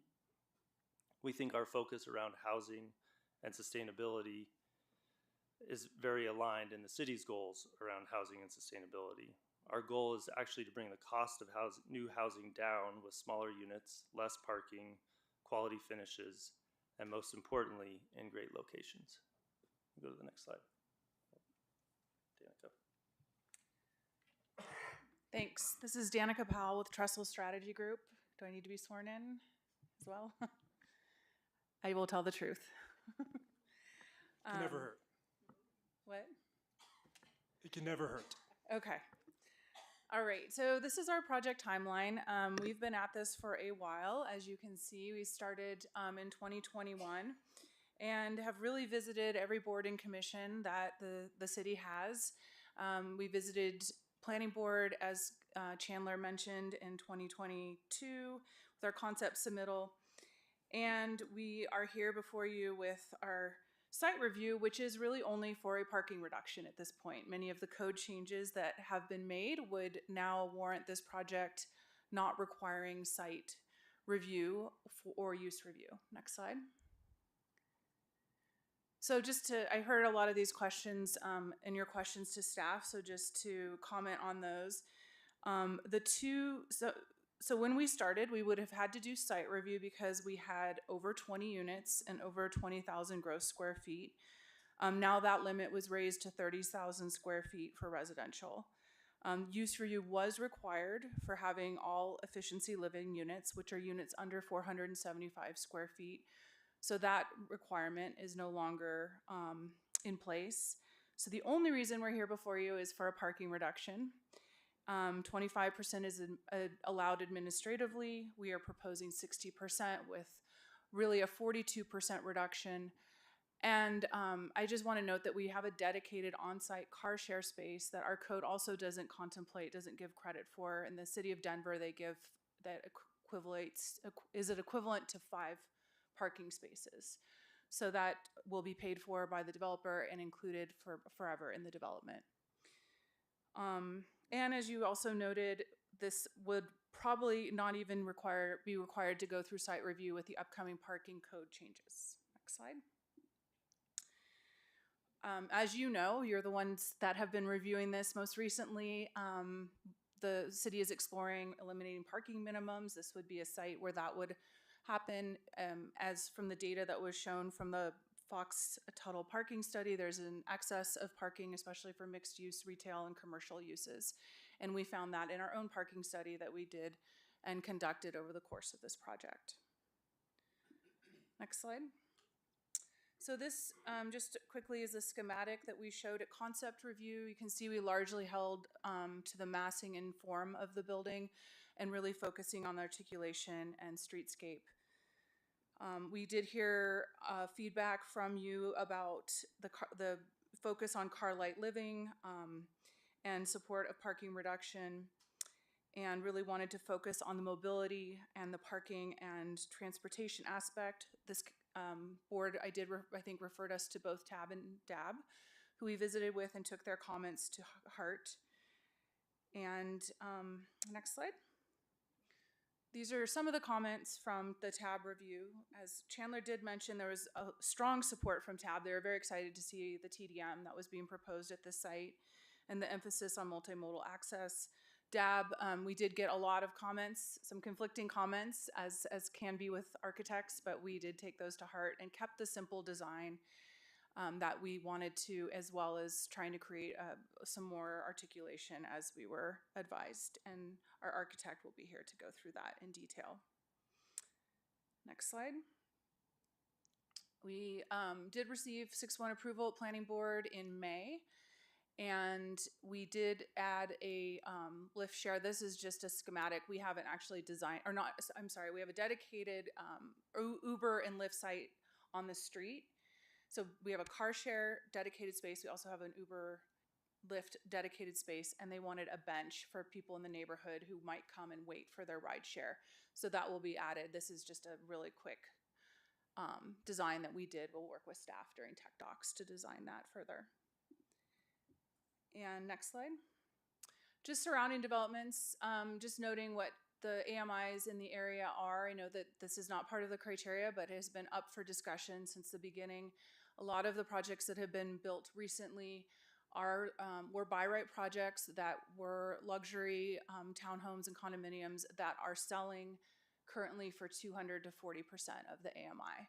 So we do hope that this is providing something different. Next slide. It's attainable housing downtown. It's middle income market rate housing. We're targeted at earning at least 80% AMI to 120%. We were able to keep the cost down on this project by removing a lot of the parking costs. Parking costs $80,000 to $100,000 a space. We're not going underground. We've made them small. We've made them efficient. We've kept the design level very high. They're furnished with appliances and furniture, so that rent number includes all the common space, common kitchen, and furnishings. And we're providing housing downtown, which is much needed for people to shop and spend money downtown, given what's happened in the last few years. And we hope to serve, the AMIs would target actually 70% of all job types for city employees. So it's earning that 80 to 120% AMI. And I'll introduce Lee with DTJ. Great, and I think you're coming up close to the 10-minute mark, so maybe if you can keep your subsequent comments brief. I'll try. My name's Lee Payne with DTJ Design, and I also swear to tell the truth. You can go to the next slide, please. Chandler's presentation was so great. Forgive me if a lot of this is redundant. Hopefully I can speak to a couple of other things that maybe weren't spoken to before. The existing site is a parking lot with 2 one-story buildings, as you can see. A big feature of this project is the bike parking. There's 45 racks within the units, 25 long-term spaces in the secure area, and then 2 different locations for short-term spaces dispersed throughout the site. All edges of the property are being improved with landscape. The alley is having a new dedication for a widening of the alley, street trees, detached and attached sidewalks along Pearl and 22nd with street trees, and then a more passive shaded east side yard area. Next, please. Our exterior design was very much inspired by the neighborhood scale and character, high quality materials, expressive roof forms, but simple building forms. Authentic materials, as Chandler mentioned, modular brick and wood. Simple but beautiful. Next, please. Great resident amenities both within unit and outside of your unit. Private outdoor spaces for all of the units. Bike storage, as I was mentioning, within the unit and private storage for residents within the building in secure areas. All the units are furnished with furniture and appliances. The residents will enjoy common amenity areas such as a common kitchen, outdoor dining that's adjacent to this wonderfully southwest facing outdoor elevated courtyard that's private. There's a bike repair area in the garage. And yes, as I just mentioned, the elevated courtyard. Next, please. In general, we are slightly under the allowable FAR. We're over on the required open space. We are over, as I was mentioning, a feature of this project is the bike parking spaces. We're over on that. And with the inclusion of the tandem spaces and the car share space, this is proposing a 42% reduction. That's intentional. We are targeting decoupling cars from the units to have a less car-centric project. Thank you. Hello, Matt Macko, Stoke Investment Group, and I swear I will tell the truth. Thanks, Lee. Following up on Ross's intro, Next slide, please. We want to ensure everyone here knows who we are and why we exist. Founded in 2018, we exist to build affordable, sustainable, and healthy moderate-income apartments focused exclusively on TOD urban infill locations. The benefits of TOD are endless, but paired with mixed income, the benefits compound. Picking up on that idea, we wanted to illustrate how aligned we as developers are with the city's goals. Next slide, please. In Boulder's sustainability and resiliency framework, your vision is to thrive in the face of social and environmental challenges. Ours is to be seen by cities as champions of those challenges and where renters choose us for the experience we create. Similarly, your purpose is to use the framework to guide planning and budgeting decisions. Our purpose is entirely focused around building better buildings. Better is inclusive of everything, including environmental and social justice issues. In the guiding principles you list, we feel that this project touches every single one of them in a material way. Said more simply, we share the same values. Next slide, please. We seek to create a healthy and communal, inclusive atmosphere by bringing people together through shared amenities. Our efficient site plan creates space for the often overlooked beauty items such as pollinator pathways and biophilia. To prove that we're all about health, we are seeking a Fitwell certification, a building standard that was co-authored by the Center for Disease Control. Next slide, please. On the sustainability side, we're creating a walkable, car-free living which has been proven to drastically reduce operating emissions of buildings. Bike parking and charging, as well as multimodal transport, allows for the focus on the human scale. We've designed an all-electric building with photovoltaic renewables as well as sustainably sourced wood. Most importantly, if successful, this will be Boulder's first zero-carbon building. Next slide, please. On the unit side, the units are fairly straightforward in their design. They're wide, tall, long, and inclusive of balconies, yet simple in nature. These are the same as typical units, except smaller and furnished. They create home without overbuilding private single-use amenities. We hope that you see the same vision that we do, and we appreciate your consideration. Last slide is just for questions. Thank you. Great, thanks so much. Any questions from council for the applicant? Lauren? Let's see, I had a couple of questions related to transportation. The Alternative Transportation Fund, how is that guaranteed in terms of a promise to the city? Like, how many years does that continue for? And how do we know that that is going to happen? Thanks. Yes, I can't recall the term that we decided on. In planning board, I think there was a condition of approval related to that. Chandler, do you remember? Yeah, that's correct. They're required in the conditions of approval to follow their transportation demand management plan, which has specific reference to the subsidy. Okay. And then with the unbundled tandem parking, how do you foresee that working? Yes. So it's relatively simple. In our mind, you essentially have a parking roommate, and so they will be incentivized to coordinate with each other to ensure that they can get their vehicles out when they need them. Okay. We will also price them differently. Obviously, the space in the back would be cheaper than the one in the front. Thank you. Any others? Mark?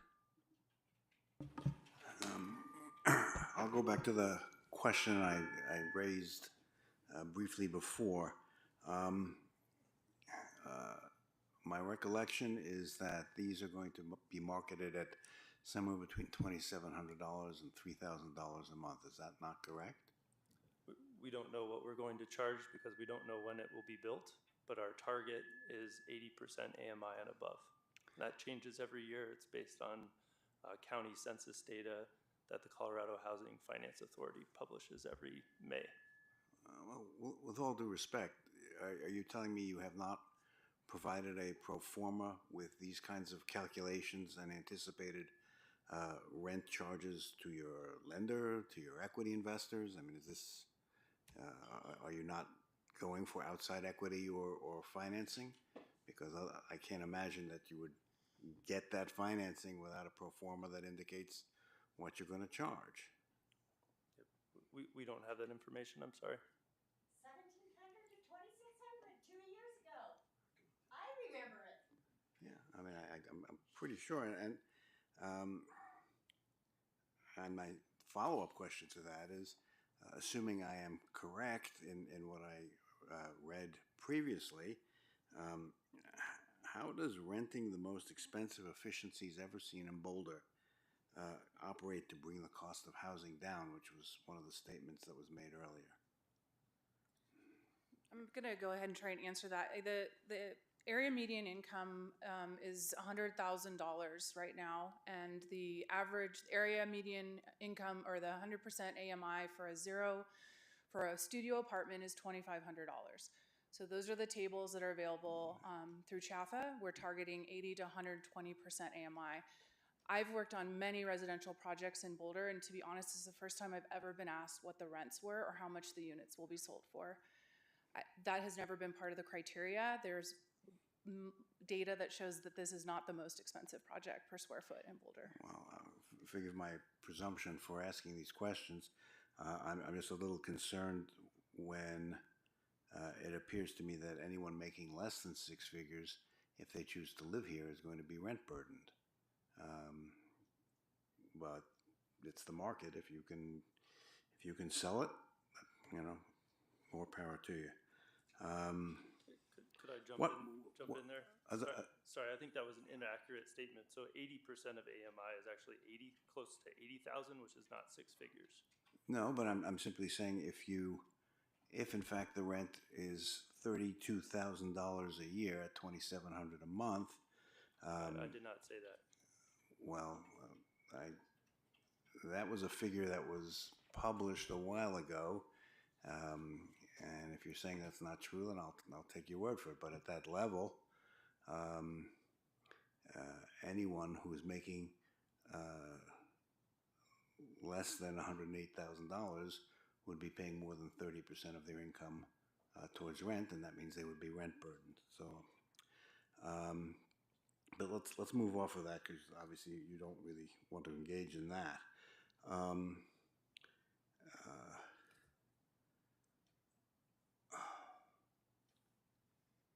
On the parking, what provision is being made again for building staff, deliveries, etc.? I mean, how will parking be provided for staff and for deliveries and support? Sure, there's two spaces along the alley, one for our car share space and one for Uber Lyft that will be available for deliveries and building staff. Okay, thank you. The commercial space is in the downtown. There is no parking requirement for the commercial retail space. So deliveries would happen like they do on every retail space in Boulder, probably happening on Pearl Street during off hours. So there is no commercial parking requirement. Okay, thank you. Great, thanks, Mark. Taisha. Yes, I just wanted to confirm though, or ask a clarifying question. I believe, and Danica, I'm sorry if I feel like that might be you, but I'm not 100% sure, but somebody shared that the efficiencies, and you'd worked on lots of efficiencies, and this isn't as expensive, but I was curious if those efficiencies were as small as 300 square feet, or what percentage of those efficiencies were 300 square feet? So there's a project that was just delivered in the last year called OLIV by Core Spaces out of Chicago. They have several units that are under 300 square feet today. And are at the same price or higher, or? If we can have quiet in the audience, please. Their pricing changes on a weekly, monthly basis. So again, I look forward to the aggregate data on that if you're welcome to share at a later point. And just to the comment of these issues and the questions that we're asking, I just wanted to clarify that one of our key issues that we're going to be talking about shortly is not just the site review criteria of the land use code, but also includes if it's on balance with the Boulder Valley Comp Plan policies. And so I want to be very clear that it appears that there has been some weight in some areas over others, but I did want to lift up that these affordability questions are in line with the priorities that have been clearly laid out in the Boulder Valley Comp Plan policies. Thank you so much, and I look forward to our conversations. Just wanted to clarify that. Thanks, Taisha. Any other questions? Okay, go ahead, Tara.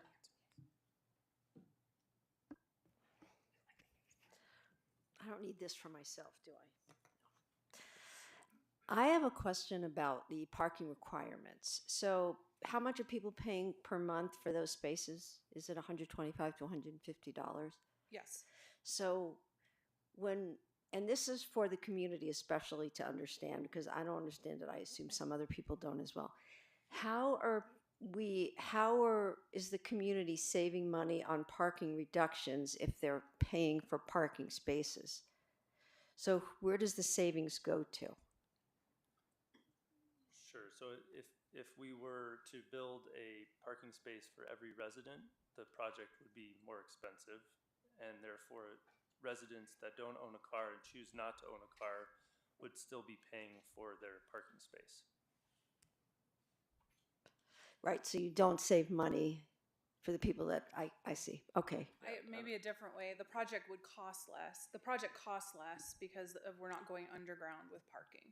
So that translates to lower rents and that lower AMIs that you saw than the projects around us that have very expensive parking garages that are 200 to 400% AMI.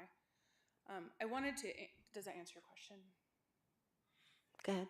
Well, I was going to answer, I pulled up our TDM. So the Alternative Transportation Fund is managed for people that don't park, and that's $12 per month, and that fund can be used to pay for car share memberships, ride B-cycle memberships. It's similar to what Commutify is doing with the City of Boulder, I believe, employees, and we have spoken to Commutify about running that program. This is the second project I've worked on where we have an alternative transportation fund, so I think working closely with actually our colleagues at the Chamber and Boulder Transportation Connections on how to manage that fund and have it be used. Usually they'll provide a debit card, and that can be used towards alternative transportation cost. I believe it's for the lifetime of the project. The lease will include languages that they can't have a vehicle to receive that alternative transportation money. So that will be built into the lease. I think that gives the teeth through this site review and through our TDM. So hopefully that answers both of your questions. Okay, so last question is, I was paying attention to your bike parking. Were those lockers for the bikes themselves, for long-term bike parking? Is that what they were for? I'm not sure which lockers you're referencing, sorry. It was in the pictures, the pretty pictures that you had. Or storage spaces. Sorry, I'll let Lee answer that one. I think the box shapes that you're referring to, those are for private resident storage for their own personal effects. They're not for bikes. So how are the people going to be storing their bikes? Do you know? There's a bike rack within the unit on the wall. In the actual unit? Yes, ma'am. Okay. And then the short-term bike parking is to the east of the building. Do you know if that east of the building gets a lot of foot traffic, or you don't know? I would say so. I go back and forth on that street a lot on my way to Pearl Street. So it's in two spots. There's one by the front door that has about 6 short-term spaces, for visitors. And then the others in the northeast corner is where the higher concentration is, hopefully for people that are patroning the commercial spaces. Okay, thanks. So yeah, I think it does get a lot of traffic. Any other questions? All right, seeing none, we can go to the public hearing. We've got 6 people signed up to speak, 5 of them in person, 1 virtual. Each person will get 3 minutes. Our first 3 speakers are Drew Fink, Elizabeth Hondorf, and Judith Jones.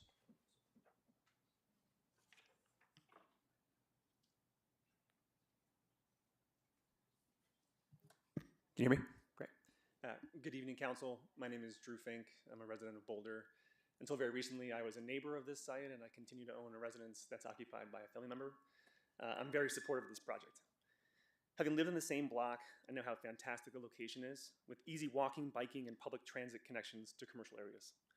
Because of its location close to the mall and its current configuration as a single-story commercial space, I feel it's one of the absolute best places to add density in town.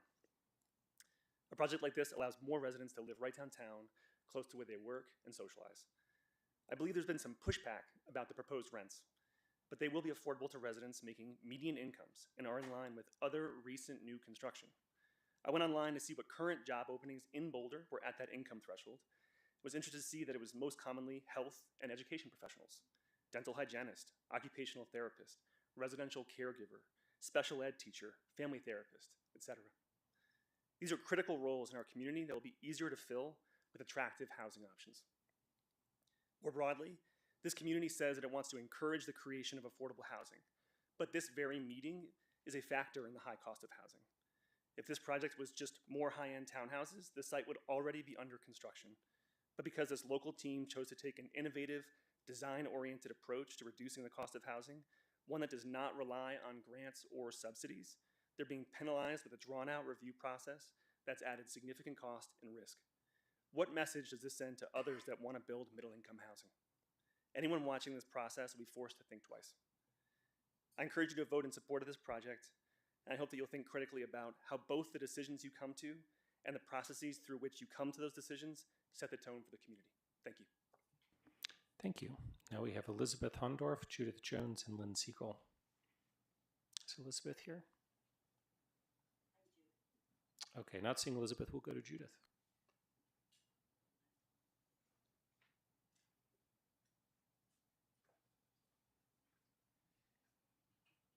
Do I have to push this button? No, you're good. Just I'm pull good. the mic Okay. down.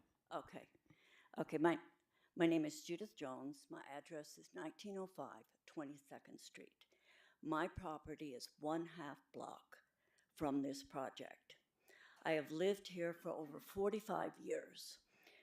When we first arrived, 22nd Street was a dirt road, and much of the neighborhood was small family homes.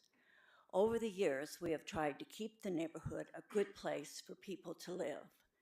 So, for example, my husband and I have been the caretakers of the mini park in front of our property. But during the time, every developer has asked for and received parking reductions. South Whittier neighborhood has been forced to absorb the overflow. This project should be rejected not only because of the excessive requests for parking reduction, but also for its massive site and incompatibility with the neighborhood. With its projected rental rates, it is no way affordable housing. And the increase in the number of cars parked and trips taken will transform a quiet, green, and friendly neighborhood into a hectic place. I understand there is a developing policy for eliminating any minimal parking requirements in Boulder.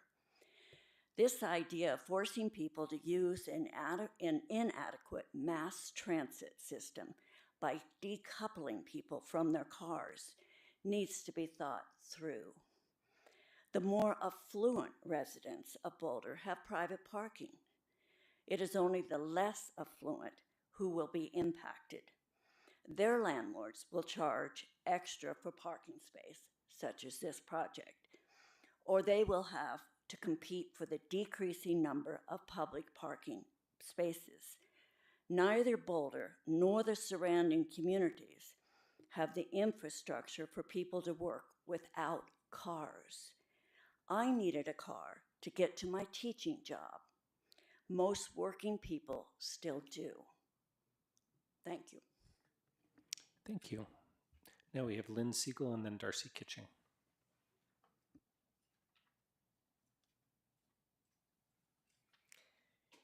Ever bought soap and notice your soap gets smaller and smaller? You know, this isn't about affordability. It's AMI. It's 80 to 120% AMI. That's fixing the middle income, right? The problem is shrunk. Shrink wrap And when you have a shrunken space, and how much storage do you have? Some piddly little thing? What are you going to do? Go to your storage locker every 5 minutes on Uber. It's a transfer of parking to congestion. And I won't accept that. I mean, if you're going to pass this thing, which of course you're going to, I'm going to protest it.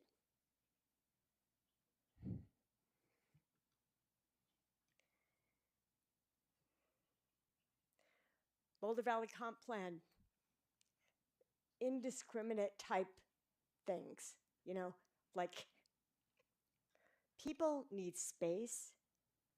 This does not have space. The bed's robotic, you know, so what do? You put out your work during the day, and then, oh, whoops, I have to go to sleep.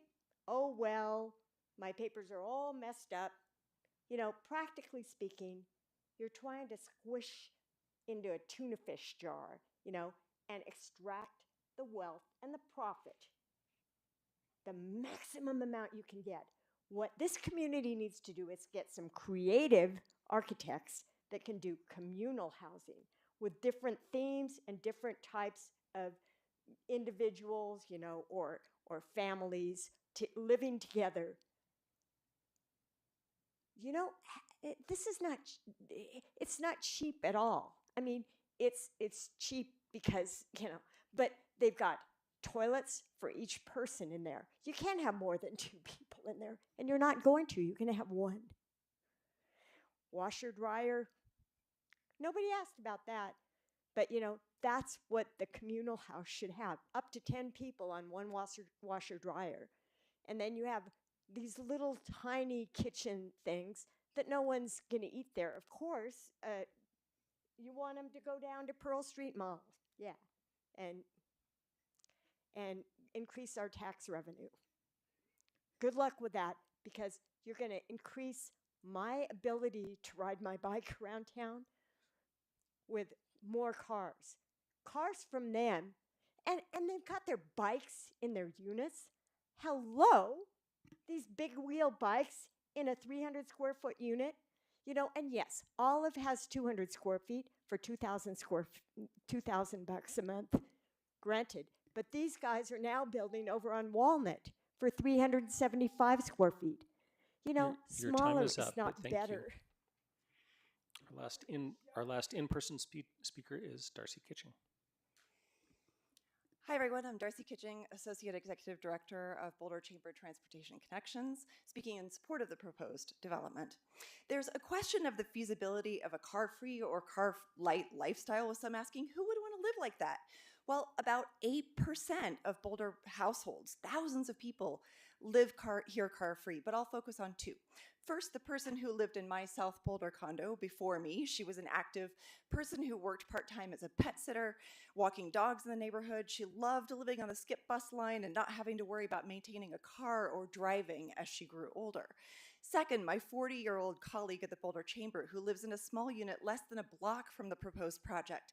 He's a single dad who rides an e-bike year-round with his very active toddler and who loves being able to live and work close to everything he and his son need every day. For him, it's not only doable to live without a car, it's desirable. My colleague saves about $13,560 a year by living car-free. That's the cost of owning and operating a vehicle in Boulder, according to the Housing and Transportation Index. The kind of people who will choose to rent these micro apartments are likely to be the kind of people who want to live and work in the heart of Boulder. They'll spend much of their lives outside of their units, patronizing our downtown restaurants and coffee shops, going out to bars after work, and not driving home. They'll take the hop bus, walk, check out B-cycles, and borrow the on-site car share vehicle when they need one. They'll add to the vibrancy of our city and our economic vitality, spending money here, not commuting in for a job and taking their earnings back to their home communities. Those sales tax revenues will provide much needed support for our city and these new neighbors will become 24-hour members of the downtown community. That's meaningful to our businesses too, which want employees to have easy access to their offices and to fill the vacancies we're experiencing right now. These kinds of housing projects are essential for helping us meet the goals of the Boulder Valley Comprehensive Plan, which requires us to use the urbanized spaces we have more efficiently and to promote sustainability by putting people in proximity to the resources and destinations they need every day. According to a 2019 report, if 1/3 of Boulder's non-resident employees moved into the city and traveled like current residents do, it would reduce greenhouse gas emissions by over 33,000 metric tons of carbon dioxide, equivalent to taking 7,000 cars off the road. Many people do want to live in small, centrally located units without having to pay for parking. The more this kind of housing we provide by right, the more affordable it will become over time. Thank you very much. Thank you. Quiet in the audience, please. We have one virtual speaker, which is Jill Grano. Quiet, please.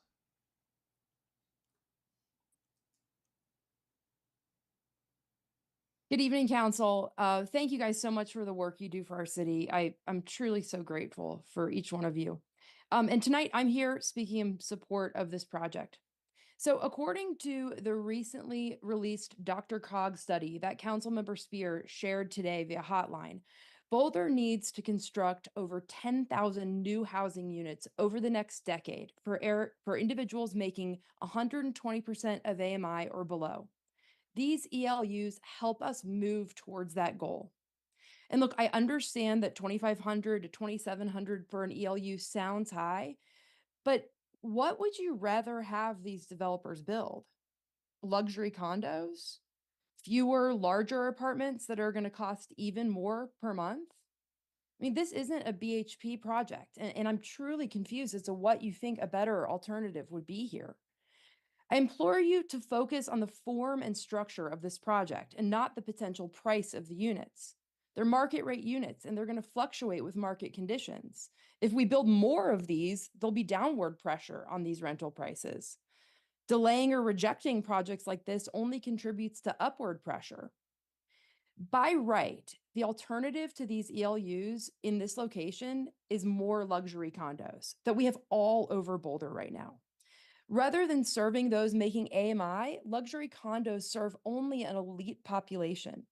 To afford a $2 million condo, one must earn over $700,000 per year. I recently conducted a study of 5 luxury condo complexes, mostly along Pearl, and found that over 34% of them are owned as second homes. In contrast, these ELUs will be lived in by our local workforce, providing much needed housing for those who contribute to the vitality of our community. And if you have concerns that these units might become corporate rentals or effectively used as a hotel, I urge you to address the laws that enable that. Those are policy issues that have nothing to do with the form of this project. Lastly, it's crucial that you recognize the environmental and social benefits of building more housing within existing infrastructure. Denying projects like this doesn't stop homes from being built. It just pushes development farther out. And that means consuming more agricultural land, displacing more wildlife, stretching water resources, and making longer commutes for our workforce. You guys, please don't repeat the mistake that we made at the Old People's Clinic along Broadway near Iris, where we now have 13 bulky luxury condos that sell for $2.7 million each. That developer tried to do something similar to this. They tried to build ELUs, and we denied it, and now we're never going to get that space back. Please support this project. Thanks so much. Thank you. And that finishes out the public hearing. I'll offer the opportunity to the applicant to rebut anything if they would like to. No? Okay, very good. Then let's bring it back to City Council for a discussion. And Chandler, can we get the key issues back up on the screen, please?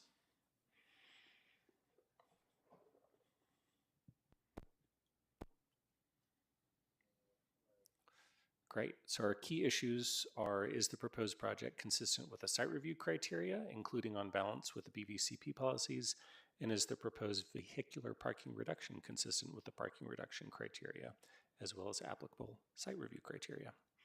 Does anybody want to open us up on addressing these key issues?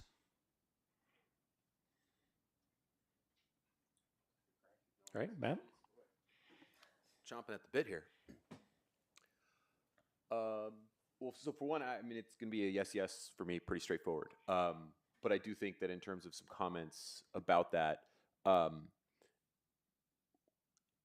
think what Jill and Drew mentioned, I think we're spot on.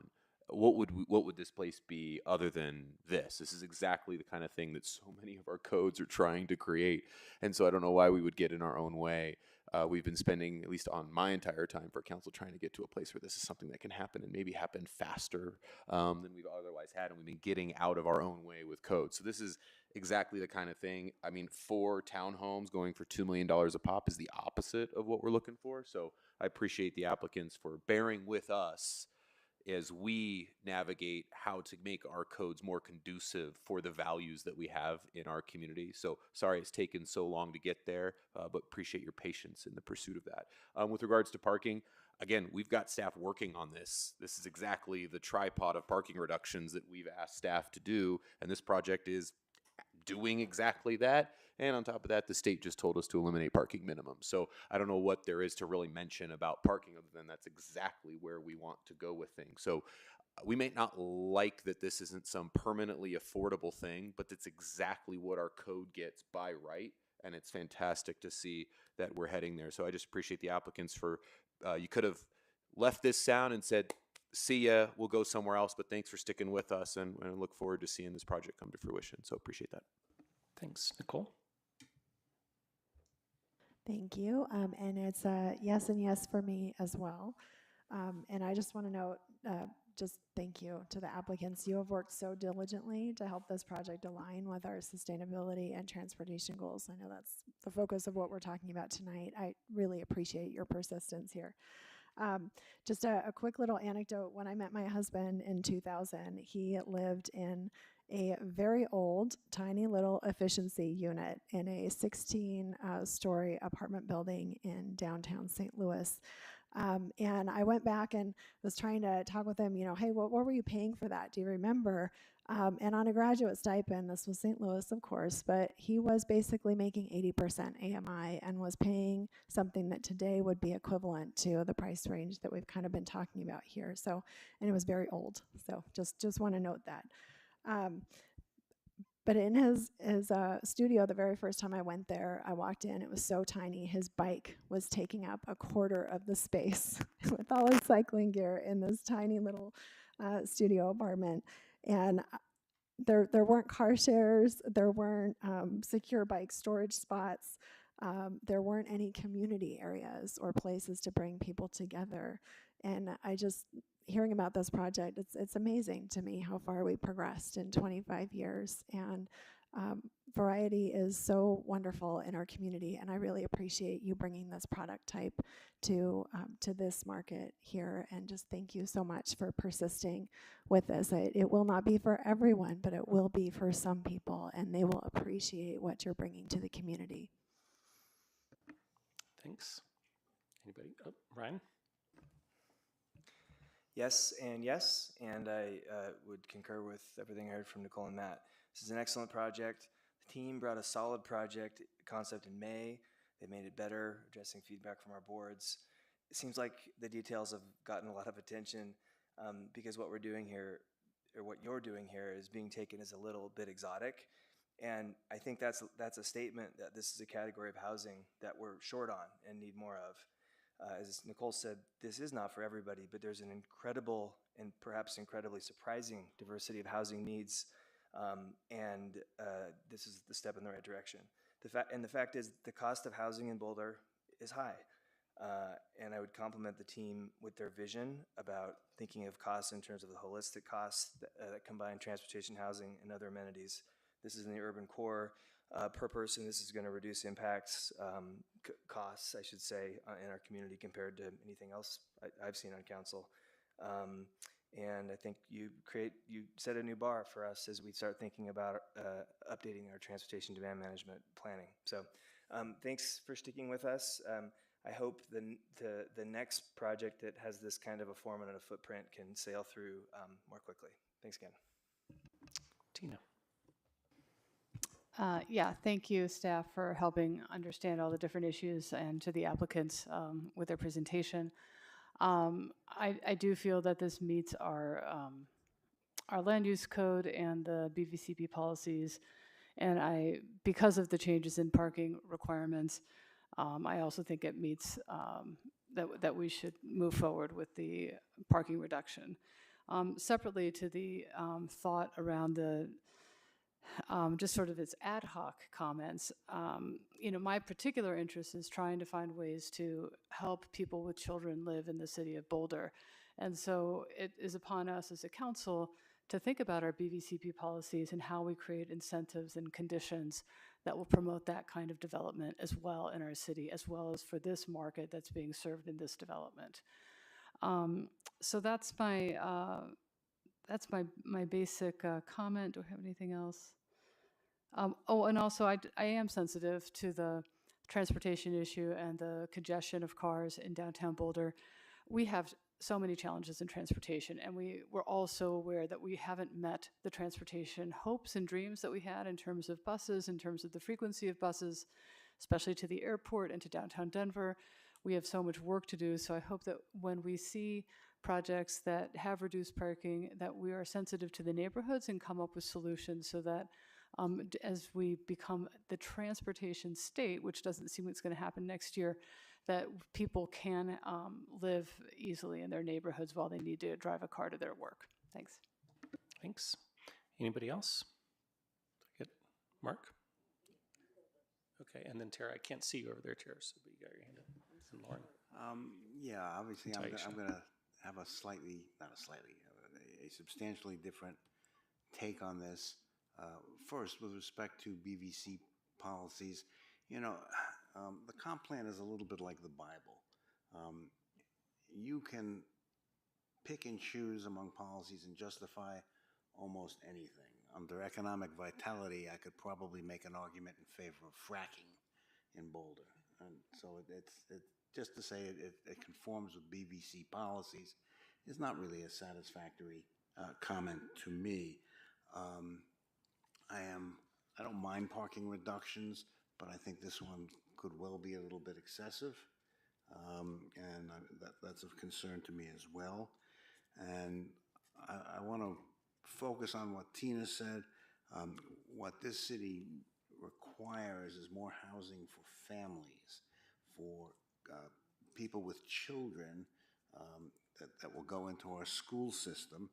Of all the many needs in Boulder for housing, satisfying the needs of individuals making six figures and who want to live in an oversized closet is really about the last one that I would wish to address. So I have a much more jaundiced view of this project, obviously, than my colleagues, and that'll be reflected in the final vote, but I just don't find this to be a very appealing project on a number of levels. Thanks. I got Tara, Taisha, and Lauren. Well, I'm going to vote yes and yes, but I do want to say that after reading, we're applauding you like it's the first coming or something. Honestly, it's an investment group and you want to make money, so I would say that there's nothing wrong with that. That's my personal opinion, but I'm confused how housing justice has to do with this, which is in one of the pages of your website. What I'm saying is my opinion is be upfront. You want to make money, you're a developer, that's fine, but it's not like you're doing this for charity either. So that being said, I'm for the project. I'm not against the project, but I feel like just,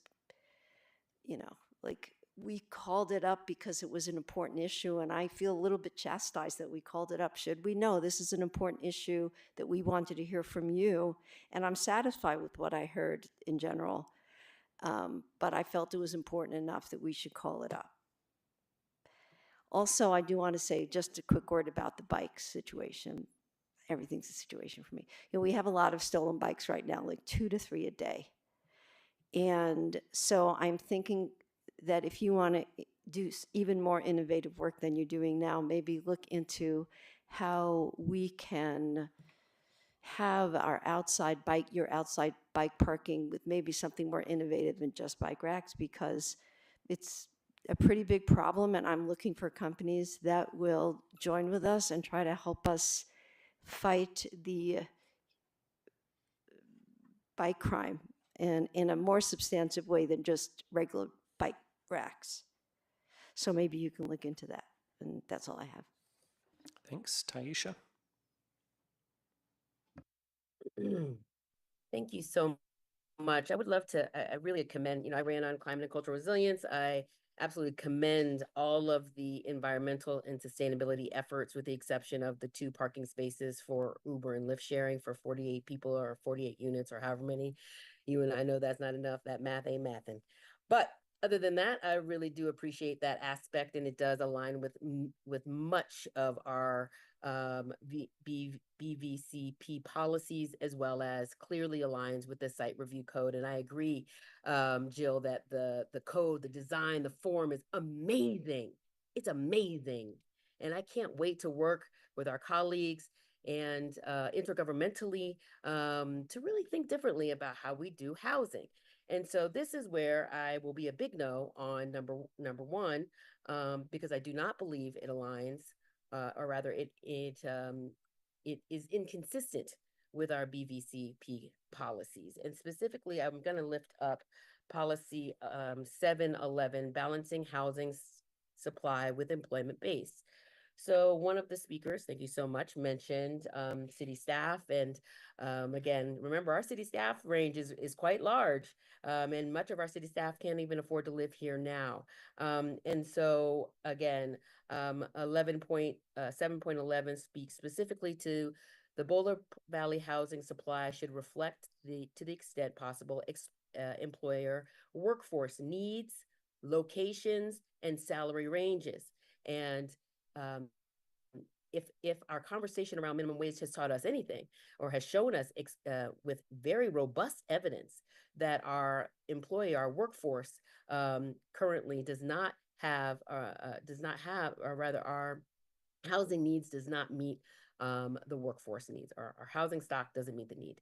And so again, I will be voting no for that, and unfortunately, but I hear you on, I don't want more big boxes. So to me, the answer is not, well, we'll take what we get, because that's how we got here. And again, I need not remind anybody of the founding of our city in 1859 with $1,000 lots. This kind of housing will not help us meet the needs around families, around having, I think back to the pandemic, and not having diverse set of different types of jobs and responsibilities here, and having 30 to 40% of folks having to come in. And those 30 to 40 folks are from lower, have lower income, lower of the AMI, BMI, whatever acronyms you're using. So that's a no for me on number 1, but an absolute strong yes for me, with the exception of those 2 parking spaces for number 2. And again, the message that I hope that I am sending crystal clear is that we want housing that is affordable in a variety of different ways, in a variety of different places, including in our downtown area. And we wanted to comply with Rule 7.11. And I look forward again to the update to the BVSB plan and being innovative in a variety of different ways. I know we have a lot on our plate today, so I will end there. Thank you. Thanks, Taisha. Lauren, and then I'll say a couple words. Thank you. I wanted to, first address these. For me, it is a yes on both number 1 and number 2. I do find that it is consistent with the site review criteria, and I support the parking reduction proposed. I want to thank the client for bringing forward this somewhat risky project. I imagine you might not have anticipated how challenging it might be to move forward. One thing that we haven't really celebrated tonight is the carbon neutral piece. I think that is as an architect, a huge undertaking, and I look forward to hearing how what ways in which it is difficult for you to achieve that. Hopefully you will present on that in the future. I would love to hear it. I also appreciate the unbundled parking and the car share. We currently, are not completely in control of our mass transit system. And while we are working to improve that system, I think that there are a variety of different alternatives that we need to provide to help people in the interim. And I think that those are good options for helping us bridge that.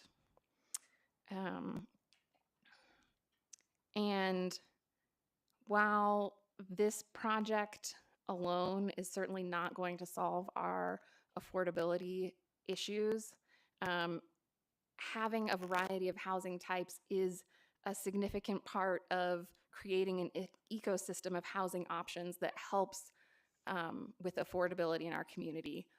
Always new projects are more expensive than older projects.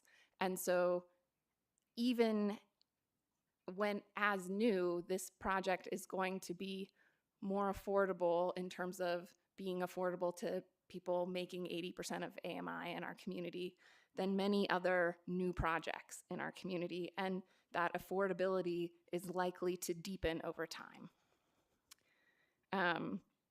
Just last week, I met a 65-year-old who had just moved into a 350 square foot unit. Several years ago, her husband died and she had been moving into progressively smaller units. And she was so ecstatic to tell me that her current house was her favorite that she had ever lived in. So I think it's important to not prejudge who might live here and who might be happy with this living situation. I know that if I were single, it seems like a place that I would like to live. And so I think that, again, we just need to not project our own desires in terms of living, because not everyone shares the same goals. I love a cozy living space, and I appreciate you bringing those options to our downtown. Thank you. Thanks, Lauren. I can pretty much just ditto what you said. I thought that was very well said, along with many of the other comments from my colleagues. But just very briefly, I just think this is the perfect project for this location. It's so walkable and bikeable and has a great deal of transit. So definitely agree that it meets the site review criteria and absolutely on the parking reduction criteria. And this is a type of housing that we don't have a great deal of, and so it will provide an option that I think is not for everyone for sure, but for some people, it'll be absolutely perfect for them.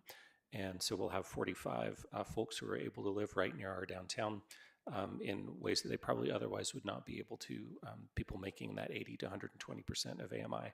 And I was just walking down East Pearl a couple of days ago, and all the new developments in that area primarily are these larger townhomes, and they're lovely. But as Danica pointed out in her slide, they're serving 250 to 400% of AMI. So these new units won't be dirt cheap, but they'll meet a housing need that has very few options currently. So excited about the project, and all of us have spoken. So Chandler, do you have the motion language handy? Maybe somebody would like to make that motion. Nicole. I motion to approve site review application LUR 2023-00020, adopting the staff memorandum to the planning board and the attached analysis of review criteria as findings of fact, and subject to the conditions of approval imposed by the planning board and its actions on this application. Second.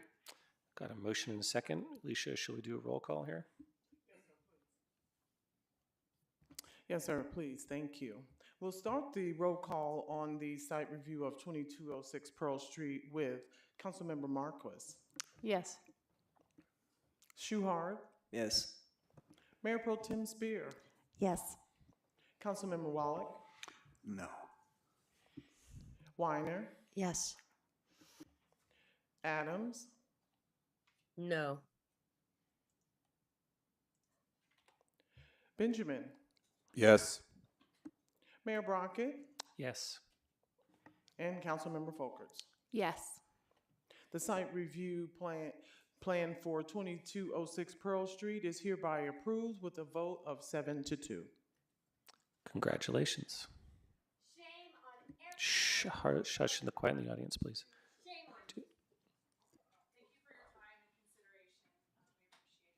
All right, take care. All right, can we move to item 6A, please? Yes, sir. Item 6A is the matters from the city manager, and it is the council agenda process improvements discussion. Thank you so much, Council. If you remember and recall at our last council retreat, we talked a little bit about changing our current agenda management system, and I will say while staff in general is very excited about that, I believe no one more excited than our own city clerk. So we've been working hard on it, and we had some conversations at our retreat, and there's been a lot of work, so I'm going to pass it over to our Assistant City Manager, Pam Davis, to kick us off. Thank you very much, and good evening, Council. My name is Pam Davis. I use she, her pronouns, and I serve as Assistant City Manager for the City of Boulder. So I appreciate the opportunity to represent our cross-departmental team here tonight. Just want to give thanks to our amazing clerk's office, as well as information technology, communications and engagement, and planning and development services departments who have all contributed in some way. Next slide. So tonight I promise a very brief background on our work in progress in this area of process improvements to the council agenda, as well as some recommended changes regarding distribution of meeting packets and some informational materials. Next slide. So presented to you tonight are really two related but independent drivers of some desired process improvements on behalf of staff. The first is related to a necessary transition of our software that the city uses to manage our memo and agenda process for council. This includes our agenda development, memo development, and workflow, and has allowed us to have the opportunity to more deeply study all of our current processes and ensure we are going to enhance our processes and make them more accessible. Full implementation of our new agenda software is anticipated in the first half of 2025. As that project timeline becomes more refined, we intend to find a logical break in between meetings, perhaps a time when council already has a short gap, so that we can then provide extended notice to City Council, all of you, as well as the public about any changes that they may experience in how to access meeting materials before that goes live. Council will also receive specific training on the new system, how to access those materials, and how to view meeting packets going forward. The second driver of tonight's discussion is continuing the process changes mentioned at the April 2024 council retreat that Nuria has already mentioned. Staff has already begun developing components of a new memo template as discussed at the retreat. Those improvements, based on feedback from you, include standard inclusion of a fiscal note and identified racial equity impacts for items, reducing redundancy of information, better identifying pros and cons of possible actions, clearly defining terms and acronyms, and demonstrating connections between items and existing plans and programs across the city, all while better use of attachments and links for related information, and keeping memos as concise as possible. It is not a small undertaking. I'm sorry, did you say shorter memos? Is that what I heard? That's shorter memos. That's the goal. Should I drop the mic there, or? And so the topics around meeting packet timing were deferred from your retreat and being brought back this evening. Next slide. So as we start to talk through the process improvements, I just wanted to present a very simple visual of a standard month in the city of Boulder. This is what happened in June of this year. As you well know, currently city staff produce 3 packets every 2 weeks to provide information to you for council meetings and study sessions. So this means for our internal workflow, we're kind of always working on at least 2 meetings at any one time. We are hopeful to streamline this flow of packets so that you're getting the information you need when you need it, but so that we can also make some internal process improvements to allow for things like an enhanced review workflow internally to ensure that information you're getting is consistent in nature, and shorter memos. Next slide. Specifically, the changes that we're recommending, the first is for your regular and special meeting packets. So currently 2 separate packets are produced in advance of a regular or a special meeting. The first is the preliminary packet that is provided roughly 13 days prior to each meeting. That usually includes the majority of general information that is coming to you in the final packet, but will occasionally be updated or added to, or additional items will be included in a final packet if they are highly time sensitive and we need those extra few days. Then 7 days before the final meeting before the regular meeting is when you receive your final packet. We are seeking your guidance on whether you'd be comfortable with our recommendation to shift to a single final packet a week before the meeting.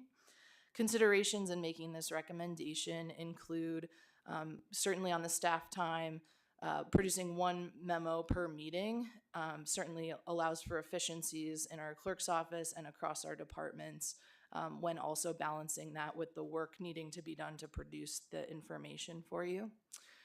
We know that currently our preliminary packet system is inconsistent, that sometimes we have enough time to provide complete information to you, other times items might be missing or incomplete. We also realize that currently you often have 2 packets on your plate to be reading through at any one time. This would eliminate that. And we do acknowledge this would reduce some of that review time as a result of eliminating the preliminary packet. The next slide, please. So this slide then talks about study session packets. Again, they currently are distributed 13 days prior to the meeting. You get 1 study session packet. There is no sort of prelim and final. We'd like to shift that, if possible, to be 7 days prior to the meeting, with the idea that no longer would we produce 2 packets per week, but move to a meeting packet in advance of a meeting, followed by the next, so that you're only reading 1 per week. Similar considerations as before. While it would reduce total review time, it would cut down on the duplication of packets that are being issued. In this particular case, there would be 1 follow-up action required that we would bring back to you. The current council rules of procedure do ask that generally study session packets are made available at least 10 days before the meeting, so we'd need to make a minor edit there. Okay, next slide. And finally, we are recommending shifting how information items are currently distributed to you. So years ago, the decision at a past council retreat was to attach information items to meeting packets. We see now over time that really kind of reduces when we can give you information, quite frankly. And so decoupling the process of providing information items that don't have a corresponding council action at the meeting seems like an improvement that would benefit both staff, because that meeting packet production would shrink in size, and also allow for more nimble distribution of information. The other thing I think this decoupling allows for is just giving us a different mechanism to provide you information. If we know a really meaty subject is coming up on a council meeting, and hypothetically we do shift to this 1 packet a week situation, leveraging these information items to provide you, for example, a technical consultant report several weeks in advance, followed by a memo that week before, we could see some opportunities to get you the information you need when you need it. Next slide. And this is it. So this is an example of the short, concise information that you can expect from us moving forward. So we have our 3 fundamental questions for you all here tonight related to the process. The first 2 questions deal with the timing of council meeting packets, whether or not you support eliminating the preliminary packet for regular meetings and receiving a final packet a week prior to each meeting, and whether or not we would shift the timing of these study session packets to be a week in advance of those study sessions. Finally, the 3rd item is related to that informational item distribution and sort of decoupling those extra attachments to meeting packets and communicating those over separate cover electronically. And that is the end of my presentation. Thanks so much for that, Pam. So what I might ask of council, why don't we start with any clarifying questions that you have, and then maybe we can do a real quick response to their questions for us. So any clarifying questions for staff? Taisha? Or Thank you. Just a question about whether that was inclusive of presentations for the 1 week. Thanks for that question. Currently, presentations are distributed, I think, early in the day of the meeting most weeks. That is not proposed to change in the scope of this conversation. That said, we're welcome in general to feedback on presentations. Oh, okay. And I just ask because to me it's having equity is not having one very long packet, but having a variety of grain sizes. So I was hopeful that in the reduction of all the redundancies and the sections and making it smaller, that then there would be the potential to have the slides available. And again, coming from Colorado Parks and Wildlife, and I recognize the cadence is very different from a monthly meeting to a weekly meeting, but it was just really helpful from a public perspective and from a reader perspective. There's information that comes in that presentation that is different than what is in the packet, how it's organized. It's a nice complement to the larger packet. So I'm just hopeful that there's continued consideration around that intersection. Thank you. Thanks. Other questions, Nicole or Tina? I had one question. You made mention of a long report being sent separately. Is that something where even if it's part of one of the two packets, you might send it in advance if it were like 350 pages? Just to pick a random number of pages. No connection to anything recently. Not at all. and heavily economic. Yeah. Yes. No, absolutely. And that's exactly, Councilmember Marcus, the example we were thinking of in mind when we were considering the information item is, some projects, the context that staff provides from a report we deem necessary to accompany. But others, we could provide to you undercover. This is the independent analysis we've received. Feel free to start digesting it. We'll follow up with the memo. And so that's exactly the vision. If something's available well in advance, why not let you start your review? And then I had a second question. For the items that currently are sort of below the line that aren't, that we don't have action on, would those come out in an email to council, or would they go out more in a hotline format so the community would have awareness of those? So pending your direction tonight, I think we'd want to have an internal staff discussion on exactly the form that takes, balanced with use of hotline and other things. I think certainly items that are of public interest, like the reports we maybe just described, I think we could absolutely consider a hybrid between sort of when is it a quick email versus when is it a hotline post. Cool. And thank you for the presentation, all the thought that's gone into this. I'm just wondering, with the new agenda software, is there any way to still put these information items and things there in some format? Just kind of getting to Tina's point about how they can be made, publicly available in the way that folks are getting them usually right now. I do think it's very possible in the workflow that we could do like a roundup of information items that still get attached to the packet, but not have the distribution of those things dependent on the packet. So if that's something you'd like us to roll in, depending on your direction, happy to.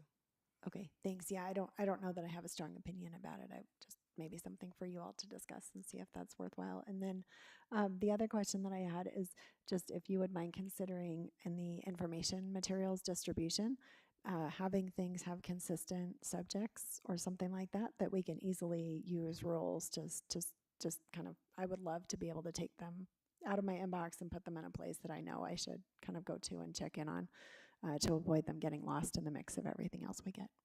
Thank you. Do you mind if I follow up on that question? Just in addition to maybe attaching them to packets as well, could there be a common repository where we as council members could be like, oh, I need to catch up on my info packets, and you could go to a certain folder somewhere? Yes, as you all know, our council assistant, Megs Valier, who I know is listening somewhere in another room. Oh, never mind. She's right here. Of course she is. Thanks, Megs. We have a council library now, and so absolutely that repository exists. And so if we wanted to add categories for things like those heads up emails, boards and commission meeting minutes, I can absolutely ask for Meg's help. Yep. Great. I got Excuse Lau- me, Pam, if I may add to that, we also can put those items in Laserfish under informational packets for the public to also have access to them. Great. Lauren, and then I got Taisha again. My questions were answered. I have comments, but no more questions. We'll come back to you. Taisha, a follow-up question? Yeah, I was actually vibing off of Nicole's, and that was around the if it would be possible to connect the specific topic to, or and how it aligns to either the BVCP plan or the SIR or whatever, just basically some mechanism where it would be easier to be able to see, when we're, the frequency of topics and the kind of analysis that we talked about at the CAC meeting. Thanks, Councilmember Adams. I think what you're describing is suitable for kind of memo content as we're exploring the capability of how new templates in our new software might easily pull that kind of information. So just jotted down that note as well to explore, but appreciate the theme. Oh no, I was like, cool. Like, thank you. That's it. I'm happy that it's even in the source. Great. Tara? This might have been asked and answered already, but I didn't always have this in. I'm having trouble hearing.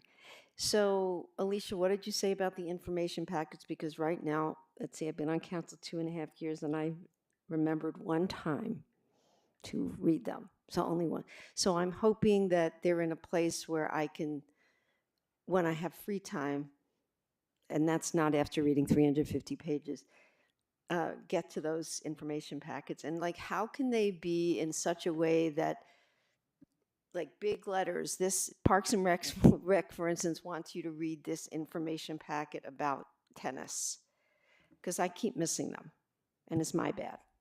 Well, I think, and Pam can confirm for me, I think the purpose of us getting that information through you, through an email or through the actual library, will be your first source, right? But you can also, if you don't want to go into that and look around or whatever, we can also place them in our city's archive under informational packets, and we can even make the file structure where it's very easy to understand, and we can even make the file structure by department. That's something we can work out down the way. But I think the initial thought is to have them sent to you directly when you may need to see them, and then if you don't get to that email, you can actually go into the archives and see them, and also direct the public to the archives as well. So you said you're going to send us an email with the information packets. Is that what you're saying? That would be great. Correct. We'd have some sort of proactive communication, and then as Super Alicia great. described, when you forget where that email is, you can always point to that. Yep. Just for clarity, and what I'm hearing, Councilmember Reiner, is a desire for plain language and clarity so that the nomenclature that we use, the wording, is like parks, tennis, not date and memo of, right? That there is some simplicity so that you and community can figure out what the topic is when you're searching. Is that what I'm hearing? If you're searching with the word Yep. parks, you know. Copy. Mark, did I see your hand? Okay. All right, I'm not seeing any other hands for questions. So I will note we're a little bit behind schedule. So what I'm going to say is, how about we just, if you have any problems with what's being proposed or have any requests for changes, you could speak up. But I'm going to generally go from the assumption that we're liking staff's proposal. So if you have any objections or comments, or then Mark and then Lauren. Yeah, I'm basically supportive, but a couple of things. One, if you're only going to give us 7 days to review this material, we have to avoid 6, 7 memos at a time, each 40, 50, 60 pages. I mean, we just have to be a little more disciplined than that. I often start preparing, when I see that kind of agenda, 10 days in advance, because I have to. And number two, I'm a little concerned with some very large memos that really do require a bit more than 7 days. I mean, I believe we published the budget last Friday. I would be, I think it would be a very different position if we only got the budget or access to the budget tomorrow for next week's conversation. That document is necessarily very, very large, and there's nothing you can do about it, and there's no way you can, turn it into a 20-page memo. It is what it is, and if people are going to really delve into the budget itself to determine if they're happy with the allocation of funds and how we're proceeding, there's got to be enough time to do that. And unless you're going to devote your entire weekend, and I'm sure we all would love to do that, there are some things that are just necessarily very long, and maybe on those exceptional occasions, we could get a little more time than 7 days. There's nothing that says it has to be written in stone on each and every topic. And something like the budget is certainly one that I would want to have more opportunity to peruse than getting it Friday morning and preparing for a study session 6 days after that. Okay. Very good. Lauren, I got Taisha. Yeah, we're in Thank you. comments, but hopefully brief ones. In general, I support this and I'm excited to see us move forward. I do agree. I mean, 7 days, we make it work. Any extra day would be, if it could be 8 days, that would be nice. If we could get the presentation the day before the meeting, I know that you're all up against hard deadlines and making it all happen is hard, but just having a little bit more buffer would be really helpful in terms of not everything happening at once in terms of a council meeting, the new packet, but, and trying to stay on top of everything.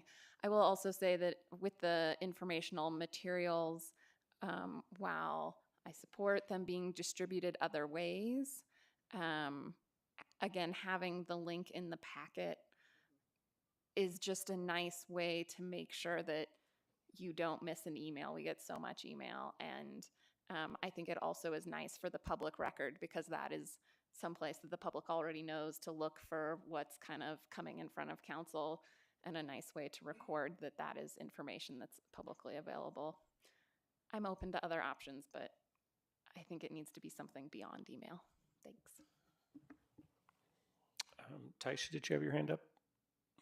I'm just a brief cosign on Mark's comment around if we know that there are certain, I would love us to just kind of do a review of some of the bigger packets and things and just start to think about some of those bigger packets. I do think there are exceptions to every rule. That's literally the definition of equity. Thank you. Thanks. Ryan, then Tara, then Tina. Yeah, thanks for putting this together. This seems great. And I would just ask, one, just we do a check-in and see how it's going. And of course, we do like to share feedback, so I'm sure that will happen regardless. And then the other piece is I watched the Longmont minimum wage council meeting and looked at their agenda format. It was kind of interesting. They broke up that study into different sections that you could click on. It was just an idea that was a little bit more digestible than the 350-page, not to pick too much on that document, but that was a weighty tome. So it was the Longmont structure I thought was intriguing. Ryan, Matt? I'm supportive of all of it, grateful for the work to make this more efficient. And I just wanted to endorse Lauren's thought about, or message about the last bullet. I'm happy to receive those items in email, but my use will be to look probably once into the place where I need to go for the meeting, and I'd hope for that all to be inclusive there. If that's in addition to that, great. But just agreeing with Lauren. Thanks.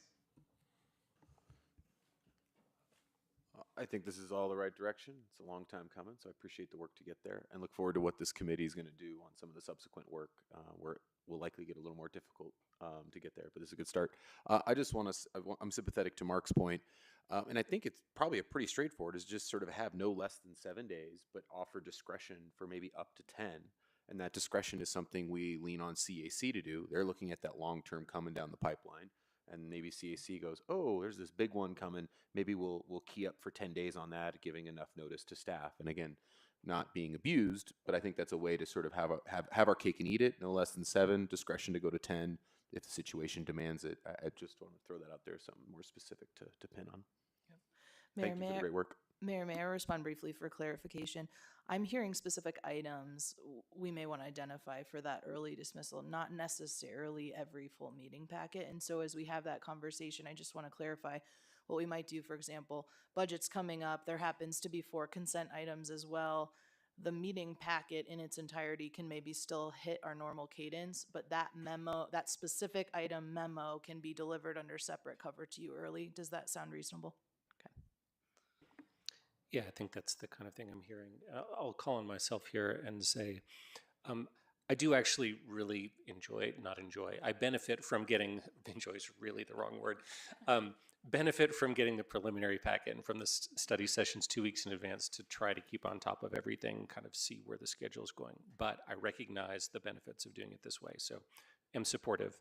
But just want to echo the comments of Mark and others about the ability to get things in advance and maybe substantially earlier in advance. For like the wildfire plan was another good example, right? That was a report, and I don't know exactly when it came out, but if we could get it more or less when it came out and say, hey, this isn't coming up for another 3 or 4 weeks, but wanted to get into your hands since we just got it. And then maybe there's some other really significant ones like the budget where it's possible to get some additional lead time. I also might think about like if we had like the site review tonight, the planning board packet would have come out like 6 weeks ago. So maybe a pointer to like, hey, this is coming up in your agenda. Here's this packet from planning board if you want to start reviewing that. So if there can just be a little proactivity around the things that are available early, it might help us stay on top of particularly the larger agenda items. Yes. I have a clarifying question. Am I the only person on this council that never reads the packet before the previous Saturday? Is that what you're saying? I'm the only one? I need a straw poll. I'm not gonna do a shame straw poll of when people who reads the packet on Thursday afternoon. Everyone raised their hand. All right. Any other comments about this? And we appreciate all your hard work on this, and Elisha in your office as well. So look forward to these process improvements coming forward. Great, appreciate it. And as mentioned, we'll implement these kind of in a package of changes upcoming, so we won't immediately change these timelines, so staff don't get too excited if you're listening, but in the coming months we will. Just tell me when the last preliminary packet is coming out so I can say goodbye. Deal. It'll all be okay, Mayor. It'll all be okay. It'll be all right. Okay, well, we do always, thanks, Pam, need to do a time check. We're at 9:30. We're about 15 minutes behind schedule. We've got one last item on our actual agenda, which I feel is pretty doable, if that's right for us to proceed with that. We have 2 items. Yep, and then, so Elisha, do you want to read that into the record, and then we'll go to Taisha for it? Yes, sir. Thank you. And thank you again, Council, for your support on our suggested changes. Our next item is number 8 on tonight's agenda. It's the matters from the mayor and members of council. 8A is the Rocky Flats Stewardship Council update. Taisha, we'll turn to you for this one. Well, thank you. I'm actually not taking the lead. I'm the caboose on this one. So I'm going to go ahead and turn it over to our city manager, Nuria Nerera. Very good. Thank you so much. I would actually say that you have been quite instrumental and really appreciate your presence in these meetings as we move forward. And tonight, really, at your request, council member, we're providing a quick update, and certainly we'll defer to the council member to add any more color to the update that I'm about to give. But for background, the Rocky Flats Stewardship Council was formed by an intergovernmental agreement between 10 jurisdictions in 2006 to provide ongoing oversight of Rocky Flats. The mission has historically been to provide that continuing local government engagement on activities occurring on the Rocky Flats site and to maintain public knowledge of the site through elected official and community education and engagement. It does not, however, exercise any regulatory authority over the former site, so that's important to know. Boulder's involvement has provided and enabled an opportunity for discussing items of interest related to Rocky Flats, including environmental oversight and regional trail development over the years. Starting in January of this year, however, the Rocky Flats Stewardship Council began exploring avenues to actually dissolve the organization, giving years of consistent Department of Energy reporting and monitoring data, as well as the existence of other venues to discuss issues of mutual concern, such as water quality. According to the IGA that creates the Stewardship Council, there are 3 ways by which the organization can be dissolved, one of which is when the number of member governments decreases to fewer than 6. As of this update, actually, 6 of the local governments have formally adopted a notice of intent to withdraw from the organization. They include the town of Superior, the cities of North Glen, Thornton, and Golden, the city and county of Broomfield, and Boulder County. So this really only leaves 4 participating governments, which sets the dissolution process well into place, regardless of any action or inaction on behalf of the city of Boulder. So the next steps for the Stewardship Council is to be discussing the necessary administrative actions to dissolve the organization at its upcoming September 9th meeting.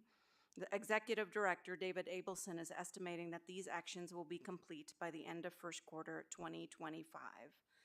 And certainly this is well in motion given the jurisdictions that have already withdrawn or set a notice to withdraw. So Councilmember Adams, I turn to you in case I have missed something critical, but again, thank you for your participation. And if there's anything else you wanted us to add.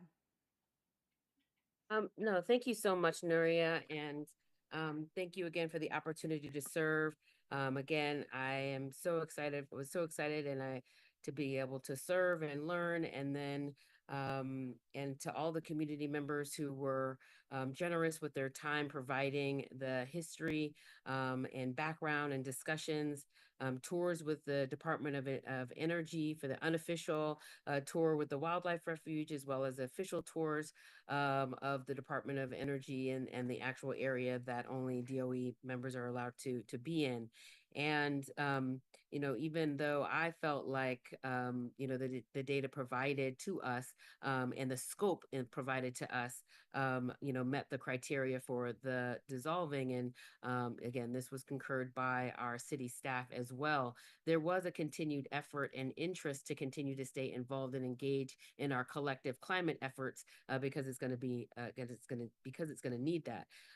However, I would be remiss if I didn't lift up the continued issues that many in our City of Boulder community have raised around the air quality issues that still remain. And again, there is quite a bit of a brouhaha around that. And unfortunately, one of the things that I must lift up in this conversation is public comment. This particular meeting is only quarterly, and for the last 8 years was scheduled on a Monday at 8:30 in the morning. The process of closure, initially we had discussed having outreach to all of the cities and municipalities, but again, from a research method perspective, that process was not reliable and valid because there was no common set of approaches and guide and requirements on how we were going to engage. So some cities only engaged staff, others engaged public in other ways. And so again, not having that deep, thorough public comment and engagement and activation, more importantly, is very concerning. And so it does lift up. And as we look at the county procedures and we're looking at our council appointments, I'm hopeful that we can also take a look at the level of our expectation, our shared expectations around community activation. Again, engagement is there's no paperwork with engagement. We want the paperwork. We want to see policy engagement and decision and collective decision making. So again, I'm disappointed that we did not have the level of engagement in the closure of this process before we had met this point. But I'm hopeful, and our team is hopeful and has been very clear on the interest in staying engaged and involved on this specific issue, as well as to continue to work very closely and even deepen that work with our local and regional municipalities and others and jurisdictions as we move towards much stronger climate resilience. So thank you so much, and thank you to the team and all of the other municipalities that have been participating. This was an effort over many, many decades. I know people who had worked at Rocky Flats, and to see what it was to what it is rather astounding. I was also recently reminded that Marshall Mesa is on a former coal mine. So again, as we think about our upcoming energy needs, I'm just very hopeful that we can learn the lessons, the many, many, many, many, many lessons from the past around sacrifice zones near and far. Thank you. Thank you for that, Taisha, and really appreciate your service on that body over the last 10 months or so. So thanks very much for the update. So Nuri, as I understand it, this is an update because the conditions for dissolution have already been triggered, so there's no action necessary on our part. That is correct. Okay, very good. All right, well, I think that concludes that item, unless anybody has any other comments on that. Do you have a comment on that? Just general matters? No, anything else on Rocky Flats? Oh. Okay, so I think we're done with Rocky Flats. That's the end of our formal agenda. Did anyone have any other thoughts they wanted to offer before we finish tonight? I see Tina over here and Mark. Yeah, I just wanted to, and just following, it's interesting that we were talking about what to include as the attachments to the agenda that aren't actions, but I did want to raise up, the one that Councilmember Adams just referenced, the coal mine in Marshall Mesa Trail and the work that's being done there to mitigate it. That was in one of our attachments for this meeting, and I just think it's really important to understand that that work is starting as part of the Marshall Mesa Trail improvement. And the second piece is, and I'm sure it struck most of you in this SAMPS summary, toward the end, it describes some of the work that the people doing the cleanups experience and some of the conditions they have. So I just want to appreciate that staff called out how incredibly difficult the work is, both physically and psychologically. And I know that our staff is very caring and concerned. So I would assume that we're taking care of those individuals in the way that they should be. But I really appreciate you highlighting how extraordinarily challenging that work is. Thank you. Great points. Thanks, Tina. Mark? Yes. I want to lift up one other subject. As many of you have read my hotline, I think we came out of the last meeting in a state of some degree of confusion as to where we were and the guidance that we were giving to staff. As you'll recall, we had two motions in front of us. One was defeated, one was passed, and yet the following day it appeared that we had authorized both motions to proceed with staff. And what I would like to do is first, by straw poll, get an indication of whether council is prepared to discuss that this evening. And I don't think it requires a lot of speech making. It's a simple either or. And if we are prepared to engage in that, let's provide some very quick guidance to staff as to what it is that we're expecting of them. And as I said, I thought we were going to do one ordinance. I don't recall ever doing two, especially one that has been incapable of getting a majority of council to a straw poll. So I think, proceeding down that basis, or that line of inquiry is not the way to go. But let's take a straw poll and see where we are. And again, I don't think it requires a lot of speech making by any of us, so we can actually get out of here at a reasonable time. Yeah, thanks for that, Mark. If I can respond there, I had the great pleasure of going back and watching the recording of that meeting. That's right, an hour of my life I'll never get back. And there was definitely, we were all tired. There was some confusion. There were a few different decision points. One of them certainly was that there was a straw poll of what % increase people preferred in year one. And there was a clear 5 votes for 8% and 4 votes for 15%. So that was a clear judgment on that. We had a couple other straw polls in the evening, but near the end of the discussion, thought was put forward or proposal was put forward to have two ordinances come back to us, one starting with 8%, one starting with 15%.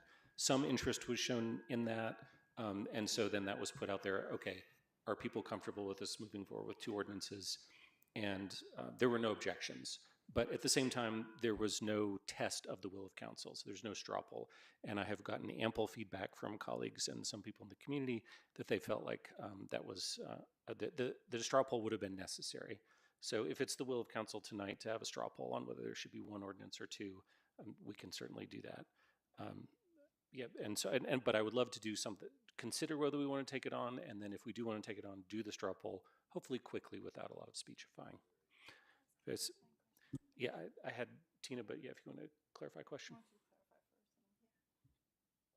Yeah, no, my question, I think this is probably just a question for you, Chris, just from a process perspective. I mean, one of the sort of things coming onto council was around kind of not relitigating, redeciding, kind of doing things that we've done. So I guess my question around is just around in general is that when we get to the end of meetings and things like that, can we redo discussions and kind of revisit guidance to staff in general at this point? It's more just process. Thank you for the question.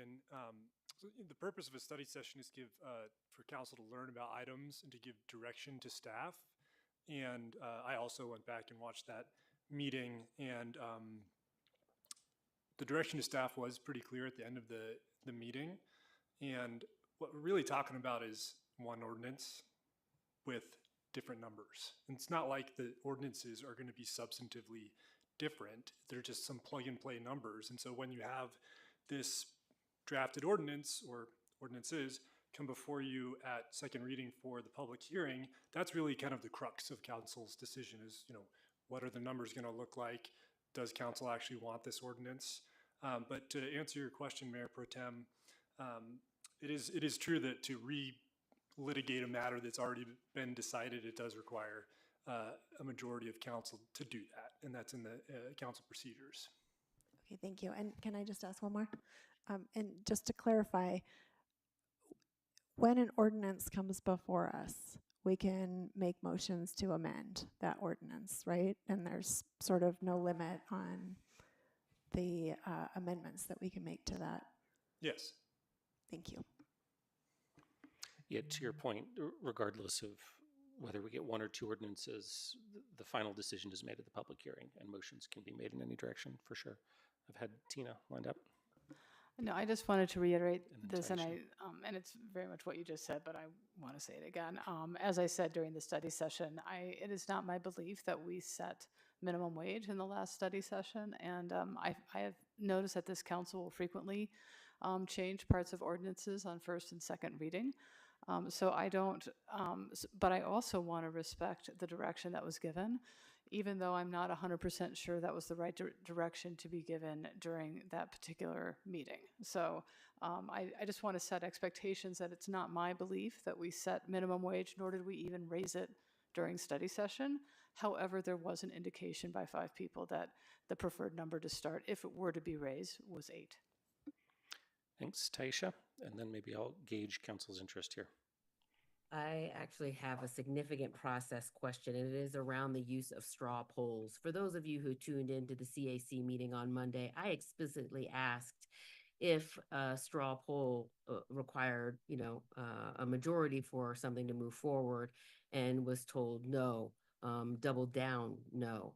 And then we received the hotline from our attorney, Teresa Tate, saying that yes, majority is the way to go. And so just from a procedural perspective, processes where equity goes to die, I have all kinds of concern around the precedence of a non-vote being a vote.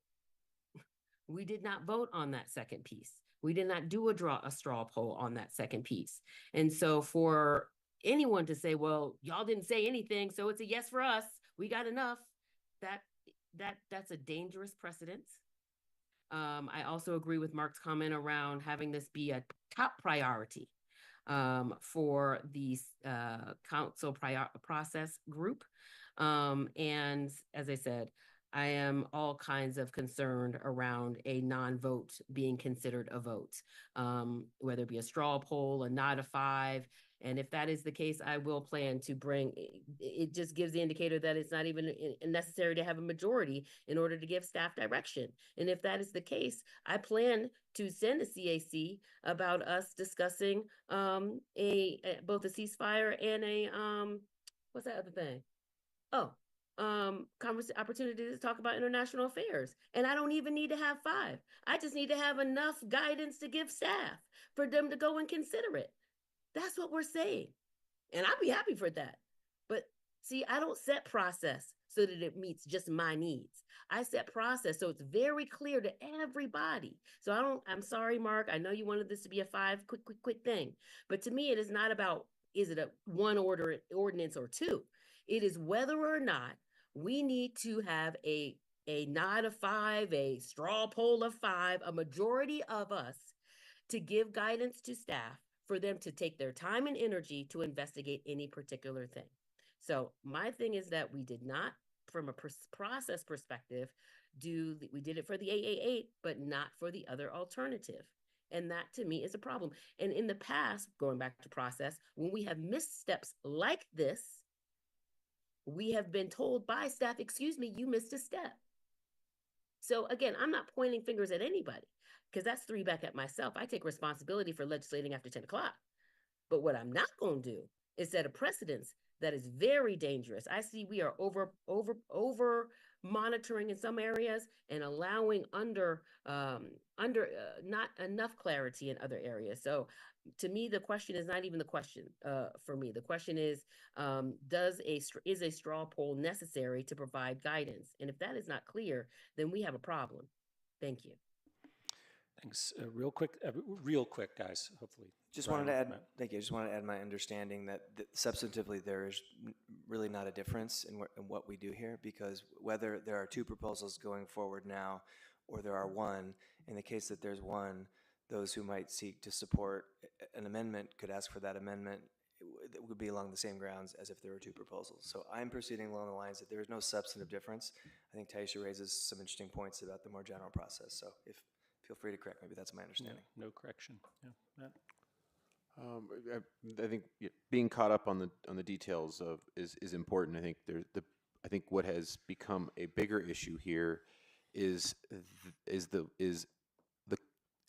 that there is not a ubiquitous recognition that was very confusing, that we did not give clear guidance. We have 2 straw polls effectively that conflicted with each other, and I think to some extent, a lot of us may have felt, I certainly felt, that we just needed to have that omission. And I think there's some sting in the fact that upon a CAC request and upon it being just asking for clarity, that there was a somewhat of a feeling of being gaslit, that like, oh no, nothing to see here. It was perfectly clear, when some of us had a different lived experience of that meeting. And I think just acknowledging that we have a shared truth and a shared set of facts will go a long way into building and maintaining the trust we need to have as a 9, and we need to have with staff going forward through the many difficult things that we have ahead of us. So I think that acknowledgement that it wasn't indeed clear and we make mistakes, none of us caught any of that conflict. That's okay, but we got to admit that we made a mistake, and we can come back and fix it if we want to, is one of the bigger acknowledgments. And I think that's the key that we're sort of stuck on a little bit here. If we get to any sort of poll on it, that's different. But I think we just need to recognize that indeed this was very unclear. It was opaque. We were not at our best, and it's okay to have the humility to admit that and a desire to be better. And if that means processes to fix that, okay, good. Let's explore that. But I think there just needs to be some general recognition that 5 of us perhaps experienced that night differently than it is being conveyed in other forms. Okay, yeah, I appreciate that. I mean, I tried in my opening remarks to say that it was confusing what happened that night. But it took us 2 weeks to get there. In a large sense. This is our first meeting since then. So but in here emails we and are. hotlines, right? Yeah. Okay, Lauren? I thought the points that Taisha raised were interesting, and I just wanted to hear if city manager or the city's attorney's office had a response. I will, and I'll jump in here a little bit, and certainly Chris, if you've got more to share. But as we reflect, right, a lot of things happen that evening and we move forward. But I will say that from my perspective, and I believe you have heard me say this to you before, that when we get either a nod or we get a nod of 3 or a nod of 5 in the case of voting, or frankly, a particular direction in a straw poll, we do take direction from the council with a vote of 5. It is a majority. We do, however, take feedback, which I believe is what our city attorney was trying to correct in her hotline. We do take occasional feedback from you, either in study sessions or in meetings, where we hear individually or from a group, there is interest in this, there is interest in that. But when we do take direction, there is a specific majority that we do take direction from. It is equivalent to a vote for us as we move forward. And it is essential for us, because if not, we would be sent in a variety of different directions looking for other things. So that clarity, I think, is critical as we move forward. Good. All right, I would like to move forward if I could. I was just going to say, and this is the brief version of this conversation. Hopefully we can keep it relatively brief going forward. So anyways, here's what I would like to do, and I want to try to be very crystal clear, is that first I'm going to ask for a show of hands of the number of council members who would like to have a straw poll over whether we should have 1 or 2 ordinances brought to us for the first reading of the public hearing. If a majority of people would like to have that straw poll, I will then ask for a show of hands on that straw poll of whether people would prefer 1 or 2 ordinances. Is that clear? So, threshold question, would people like to have a straw poll where we consider whether 1 or 2 ordinances? And I'm going to raise my hand because people have told me I should have done this in the first place. All right, I got 6 here. 2, 3, 4, 5. 5. I got 5. Yep.